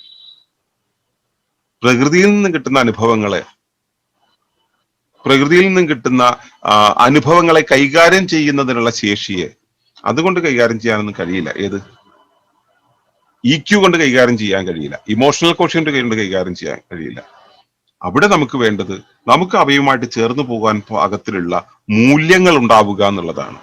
പ്രകൃതിയിലെ ഭൗതികമായി കാണുന്ന, ജീവിതത്തിൽ ഭൗതികമായി കാണുന്ന കാര്യങ്ങളെ കൈകാര്യം ചെയ്യുമ്പോൾ അത് സുന്ദരമായിട്ടാണോ, അത് ക്രമമായിട്ടാണോ, അത് ധാർമ്മികമായിട്ടാണോ, അത് എന്താ പറയുക, പരിഗണാത്മകമാണോ, കരുണ നിറഞ്ഞതാണോ എന്ന രീതിയിലുള്ള ഒരു പരിശോധന നടത്തിക്കൊണ്ട് കാര്യങ്ങളെ നടത്താനുള്ള ശേഷിയെയാണ് SQ അഥവാ സ്പിരിച്വൽ കോഷ്യന്റ് എന്ന് പറയുന്നത്. ഒരു വ്യക്തിയെ സ്പിരിച്വൽ ആണെന്ന് പറയുന്നത് എപ്പോഴാണ്? അയാൾ ജീവിതത്തിൽ മൂല്യങ്ങൾ പേറി ജീവിക്കുമ്പോഴാണ്. അല്ലാതെ അയാൾ ഭക്ത നിറഞ്ഞിട്ട് എല്ലാ മറ്റേ മണ്ഡലമാസവും മറ്റേ ശബരിമലയിൽ പോവുകയോ അല്ലെങ്കിൽ ഇടയ്ക്കിടയ്ക്കിടയ്ക്ക് ഹജ്ജിന് പോവുകയോ അല്ലെങ്കിൽ മറ്റേ പള്ളിയിൽ പെരുന്നാളിന് എല്ലാ വർഷവും പോയിട്ട് കാണിക്കയിടുകയോ ചെയ്തുകൊണ്ട് ഒരാളെ ഭക്തനാണെന്ന് പറയാൻ കഴിയില്ല. അയാളുടെ ഭക്തിയല്ല ഭക്തി. മറ്റേ ഗുരുവായൂരമ്പലത്തിൽ ഈ അടുത്ത കാലത്തെങ്ങാണ്ട് ദേവപ്രശ്നം വെച്ചിട്ട് ആ പറഞ്ഞത്രേ അവിടെ 2 ഭക്തന്മാരെ പോയിട്ടുള്ളൂ. ഒന്ന് പൂന്താനമായിരുന്നു, പിന്നെ മറ്റേ ആൾ ആരാണെന്ന് അറിയില്ല. അപ്പൊ വേറെ ആൾ തമാശ പറഞ്ഞു കരുണാകരനായിരുന്നു. 2 ഭക്തന്മാരെ അവിടെ പോയിട്ടുള്ളത്. അപ്പൊ ഭക്തി എന്നുള്ള സാധനത്തിന്റെ നിർവചനം എന്താ? ഭക്തിയല്ല. ഈ ഭക്തി എന്നുള്ള സംഭവം അവിടെ ഉണ്ട്, അത് ഉണ്ട്. ഭക്തി എന്നുള്ളൊരു കാര്യം വസ്തുതയുണ്ട്, അതുള്ള അവിടെ ഇരിക്കട്ടെ. പക്ഷെ നമ്മുടെ ഉള്ളില് മൂല്യങ്ങൾ ഉണ്ടാവുക എന്നുള്ളതും ജീവിതത്തില് ഭൗതികമായി കാര്യങ്ങളെ കാണുന്ന അതിനു പകരം അവയ്ക്കെല്ലാം ഒരു ക്രമമുണ്ടെന്നും ആ ക്രമം പാലിക്കപ്പെടുന്നുണ്ടോ എന്ന പരിശോധന നമ്മൾ നടത്താൻ ബോധ്യമുള്ളവരാകുമ്പോഴാണ് നമ്മൾ സ്പിരിച്വൽ ആകുന്നത്. നിങ്ങളൊരു കാര്യം ചെയ്യുമ്പോൾ അതിന് പണം വേണമെന്ന് മാത്രം, അല്ലെങ്കിൽ നിങ്ങൾക്ക് നേടണമെന്ന് മാത്രം വരുന്ന സമയത്ത് അത് നിങ്ങളുടെ ഇവിടത്തെ ബ്രെയിൻ ഉണ്ടല്ലോ, റെപ്റ്റീലിയൻ ബ്രെയിൻ ആണ് വർക്ക് ചെയ്യുന്നത്. റെപ്റ്റീലിയൻ ബ്രെയിൻ കൊണ്ട് മാത്രം വയ്ക്കുമ്പോൾ നിങ്ങൾ ആർജിക്കാൻ വേണ്ടി മാത്രമാണ് പ്രവർത്തിക്കുന്നത്. അവിടെ സ്പിരിച്വാലിറ്റിക്ക് വലിയ റോളൊന്നുമില്ല. നിങ്ങൾക്ക് മൂല്യങ്ങളൊന്നും പ്രശ്നമൊന്നുമില്ല, നിങ്ങൾക്ക് വേണമെന്നുള്ളത് മാത്രമാണ്. കുറച്ചുകൂടെ കഴിയുമ്പോൾ നിങ്ങളുടെ മക്കൾ അതിന്റെ ചുറ്റുവട്ടം, അതിന്റെ കാര്യങ്ങൾ, കാര്യപരിപാടികൾ, വളരെ ജൈവികമായിട്ടുള്ള കാര്യങ്ങൾ, ഇണചേരണം, അതിന് ഇണയെ സംരക്ഷിക്കണം, കുഞ്ഞുങ്ങളെ വളർത്തണം, ഇങ്ങനെയുള്ള കുറെ കാര്യങ്ങളായിട്ട് പോകുന്നു. അത് മാമേലിയൻ സിസ്റ്റമാണ്. മാമേലിയൻ സിസ്റ്റം വർക്ക് ചെയ്യുന്നത്. കോർട്ടക്സ് ബ്രെയിൻ വർക്ക് ചെയ്യുന്ന സമയത്ത് അതല്ല. നിങ്ങൾ ചെയ്യുന്നത് സുന്ദരമാണോ എന്നൊരു പരിശോധന അവിടെ ആവശ്യമാണ്. സുന്ദരമായിട്ടാണോ നിങ്ങൾ കാര്യങ്ങൾ ചെയ്യുന്നത്? പരിഗണനാത്മകമാണോ? അത് പ്രോഗ്രസീവ് ആണോ? പ്രോഗ്രസീവ് എന്ന് വെച്ചാൽ എങ്ങനെയാണ്? കിട്ടുന്നതിനൊക്കെ അങ്ങ് വളർത്തി കൊണ്ടുപോയി മറ്റേ ക്യാൻസർ പോലെ അനന്തതയിലേക്ക് വളർത്തിക്കൊണ്ടുപോകലല്ല, പിന്നെ ഒരിക്കലും ഇല്ലാത്ത രീതിയിലായി തീരുന്ന ഒരവസ്ഥയിൽ വളർത്തലല്ല. വളരേണ്ടത്ര മാത്രം വളർത്തുന്ന ജീവന്റെ സ്വഭാവമുണ്ട്, സൈസ് റൈറ്റ്നെസ് എന്ന് പറയുന്ന സ്വഭാവം. ആ സൈസ് റൈറ്റ്നെസ് മെയിൻറ്റെയിൻ ചെയ്തുകൊണ്ട് വ്യവസ്ഥാ നിയമങ്ങളെ കുറിച്ചൊക്കെ നമുക്ക് പതിയെ പഠിക്കാം. അതൊക്കെ ഡീറ്റെയിൽഡ് ആയിട്ട് പഠിച്ചാലേ ഇത് എന്തുകൊണ്ട് ഞാൻ ഇങ്ങനെ പറയുന്നു എന്നുള്ളത് മനസ്സിലാവുള്ളൂ. പുതിയ ആളുകളോട് ഞാനിത് പറയുന്നത്, പഴയ ആളുകൾക്ക് അറിയാമല്ലോ നമുക്ക് എത്ര പോകാൻ പറ്റുമെന്നുള്ളത്. അപ്പോൾ ഇതെല്ലാം മെയിൻറ്റെയിൻ ചെയ്യപ്പെടുന്നുണ്ടോ എന്നുള്ള പരിശോധന, സൈസ് റൈറ്റ്നെസ് മെയിൻറ്റെയിൻ ചെയ്യപ്പെടുന്നുണ്ടോ, കണക്ഷൻ, നെറ്റ്വർക്ക് പാറ്റേൺ, എല്ലാം എന്റെ പരിസരത്തുള്ള സർവ്വതുമായുമുള്ള എന്റെ ബന്ധം ശ്രദ്ധിക്കുന്നുണ്ടോ? ഞാൻ മറ്റുള്ള വ്യവസ്ഥകൾക്ക് അകത്തുകൂടെ ഒഴുകിപ്പോയിക്കൊണ്ടിരിക്കുന്നുണ്ടോ? മറ്റുള്ള വ്യവസ്ഥകളെ എനിക്കകത്തുകൂടെ ഒഴുകിപ്പോകാൻ അനുവദിക്കുന്നുണ്ടോ? അതോ ഒരു വികാരം വരുന്ന സമയത്ത് ഇത് എന്റെ നെഞ്ചത്ത് കുത്താനുള്ള അവസാന താണിയാണെന്ന് പറഞ്ഞ് ഞാൻ വെക്കടാ വെടി എന്ന് പറഞ്ഞ് ഇങ്ങനെ കാണിക്കുന്ന ഒരു പരിപാടി ഉണ്ട് ഏത് സിനിമ കാണുന്നത്. അതുപോലെ കാണിച്ചിട്ട് എന്തെങ്കിലും ഒരു പ്രശ്നം വരുമ്പോൾ അത് എന്റെ നെഞ്ചത്തേക്കുള്ളതാണെന്ന് പറഞ്ഞ് അത് കൊണ്ട് നമ്മൾ അതോടുകൂടി തീരുന്ന ഒരവസ്ഥ, അങ്ങനെ മെയിൻറ്റെയിൻ ചെയ്യലാണോ? അപ്പോ പ്രകൃതിയുടെ അടിസ്ഥാന നിയമങ്ങളെ പാലിക്കാൻ അറിയുന്ന ഒരുത്തന് ഈ മൂല്യങ്ങളെയെല്ലാം തന്നെ അറിയേണ്ടി വരും. അത് പ്രത്യേകിച്ച് വെളിയിൽ പോയി പഠിക്കേണ്ട കാര്യമല്ല, അത് അവന്റെ ഉള്ളിൽ ഉണരും, സ്വാഭാവികമായി ഉണരും. അങ്ങനെ സ്വയം ഉണരുന്നവനെ, ഈ സ്വയം നിർദ്ധാരകത്വം നമ്മൾ മുമ്പ് പറഞ്ഞല്ലോ, ജീവൻ എന്ന് പറയുന്നത് സ്വയം നിർദ്ധാരകത്വമാണെന്ന് പറഞ്ഞല്ലോ. ആ സ്വയം നിർദ്ധാരകത്വം എന്ന് പറയുന്ന ഒരു അവസ്ഥ അവൻ പ്രകൃതിയുടെ നിയമങ്ങളിൽ പ്രകൃതിയിലെ മറ്റ് ഘടകങ്ങളുമായി ഇടപെടുന്ന കാര്യത്തിലും പാലിക്കുന്നുണ്ടെങ്കിൽ അവൻ ആ മൂല്യങ്ങൾ പാലിക്കുന്നു എന്നാണ് അർത്ഥം. അങ്ങനെ മൂല്യങ്ങൾ പാലിക്കുന്ന ഒരുത്തനെയാണ് നമുക്ക് സ്പിരിച്വൽ ആണെന്ന് പറയാൻ കഴിയും. ആ മൂല്യങ്ങൾ പാലിച്ചുകൊണ്ട്, ആ പാരസ്പര്യം നിലനിർത്തിക്കൊണ്ട്, ആ ഒഴുക്ക് നിലനിർത്തിക്കൊണ്ട്, ആ സെൽഫായിട്ടുള്ള ബാലൻസ് നിലനിർത്തിക്കൊണ്ട്, ആ ഡൈനാമിസത്തെ നിലനിർത്തിക്കൊണ്ട് പോകുന്ന ഒരവസ്ഥയുണ്ട്.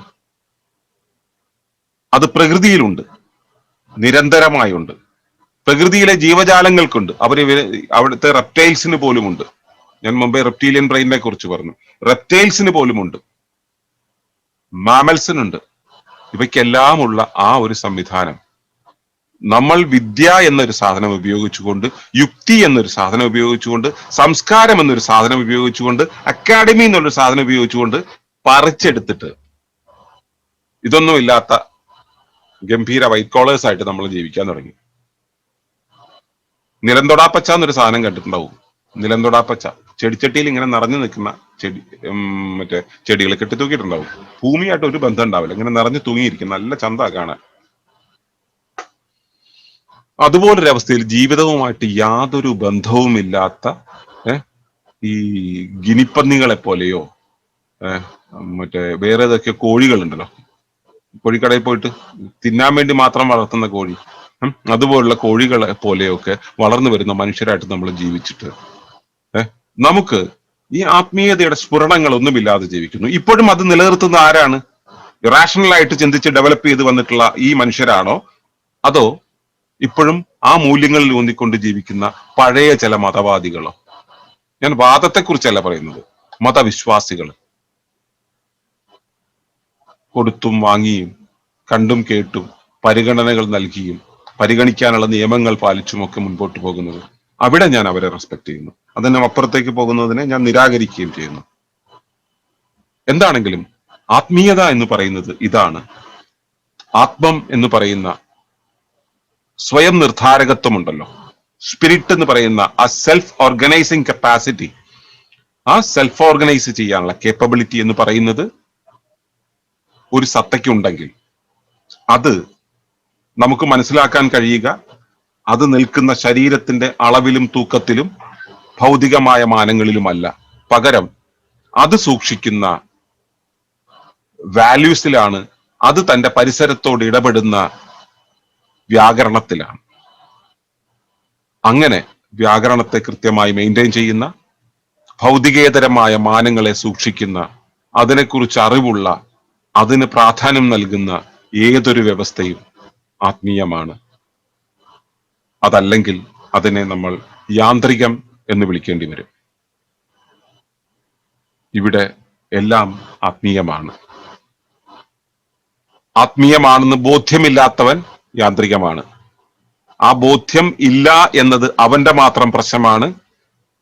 യാന്ത്രികനായി ജീവിക്കുന്ന ഒരുവനുണ്ടെങ്കിൽ അവൻ യാന്ത്രികൻ മാത്രമാണെന്നത് അവന്റെ മാത്രം പ്രശ്നമാണ്.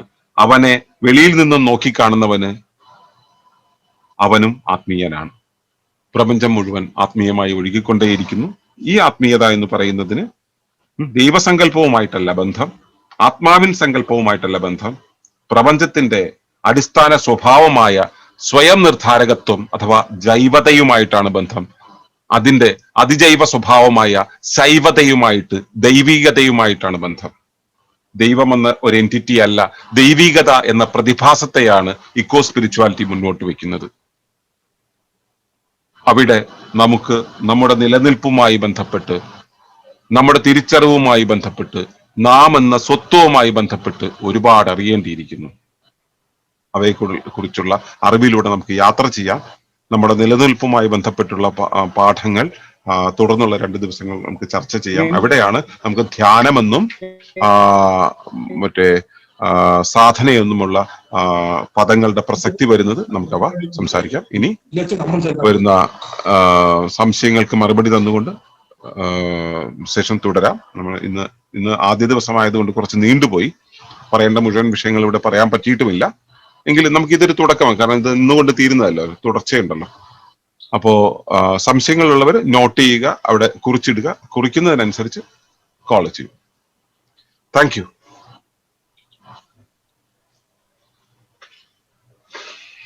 Okay, thank U.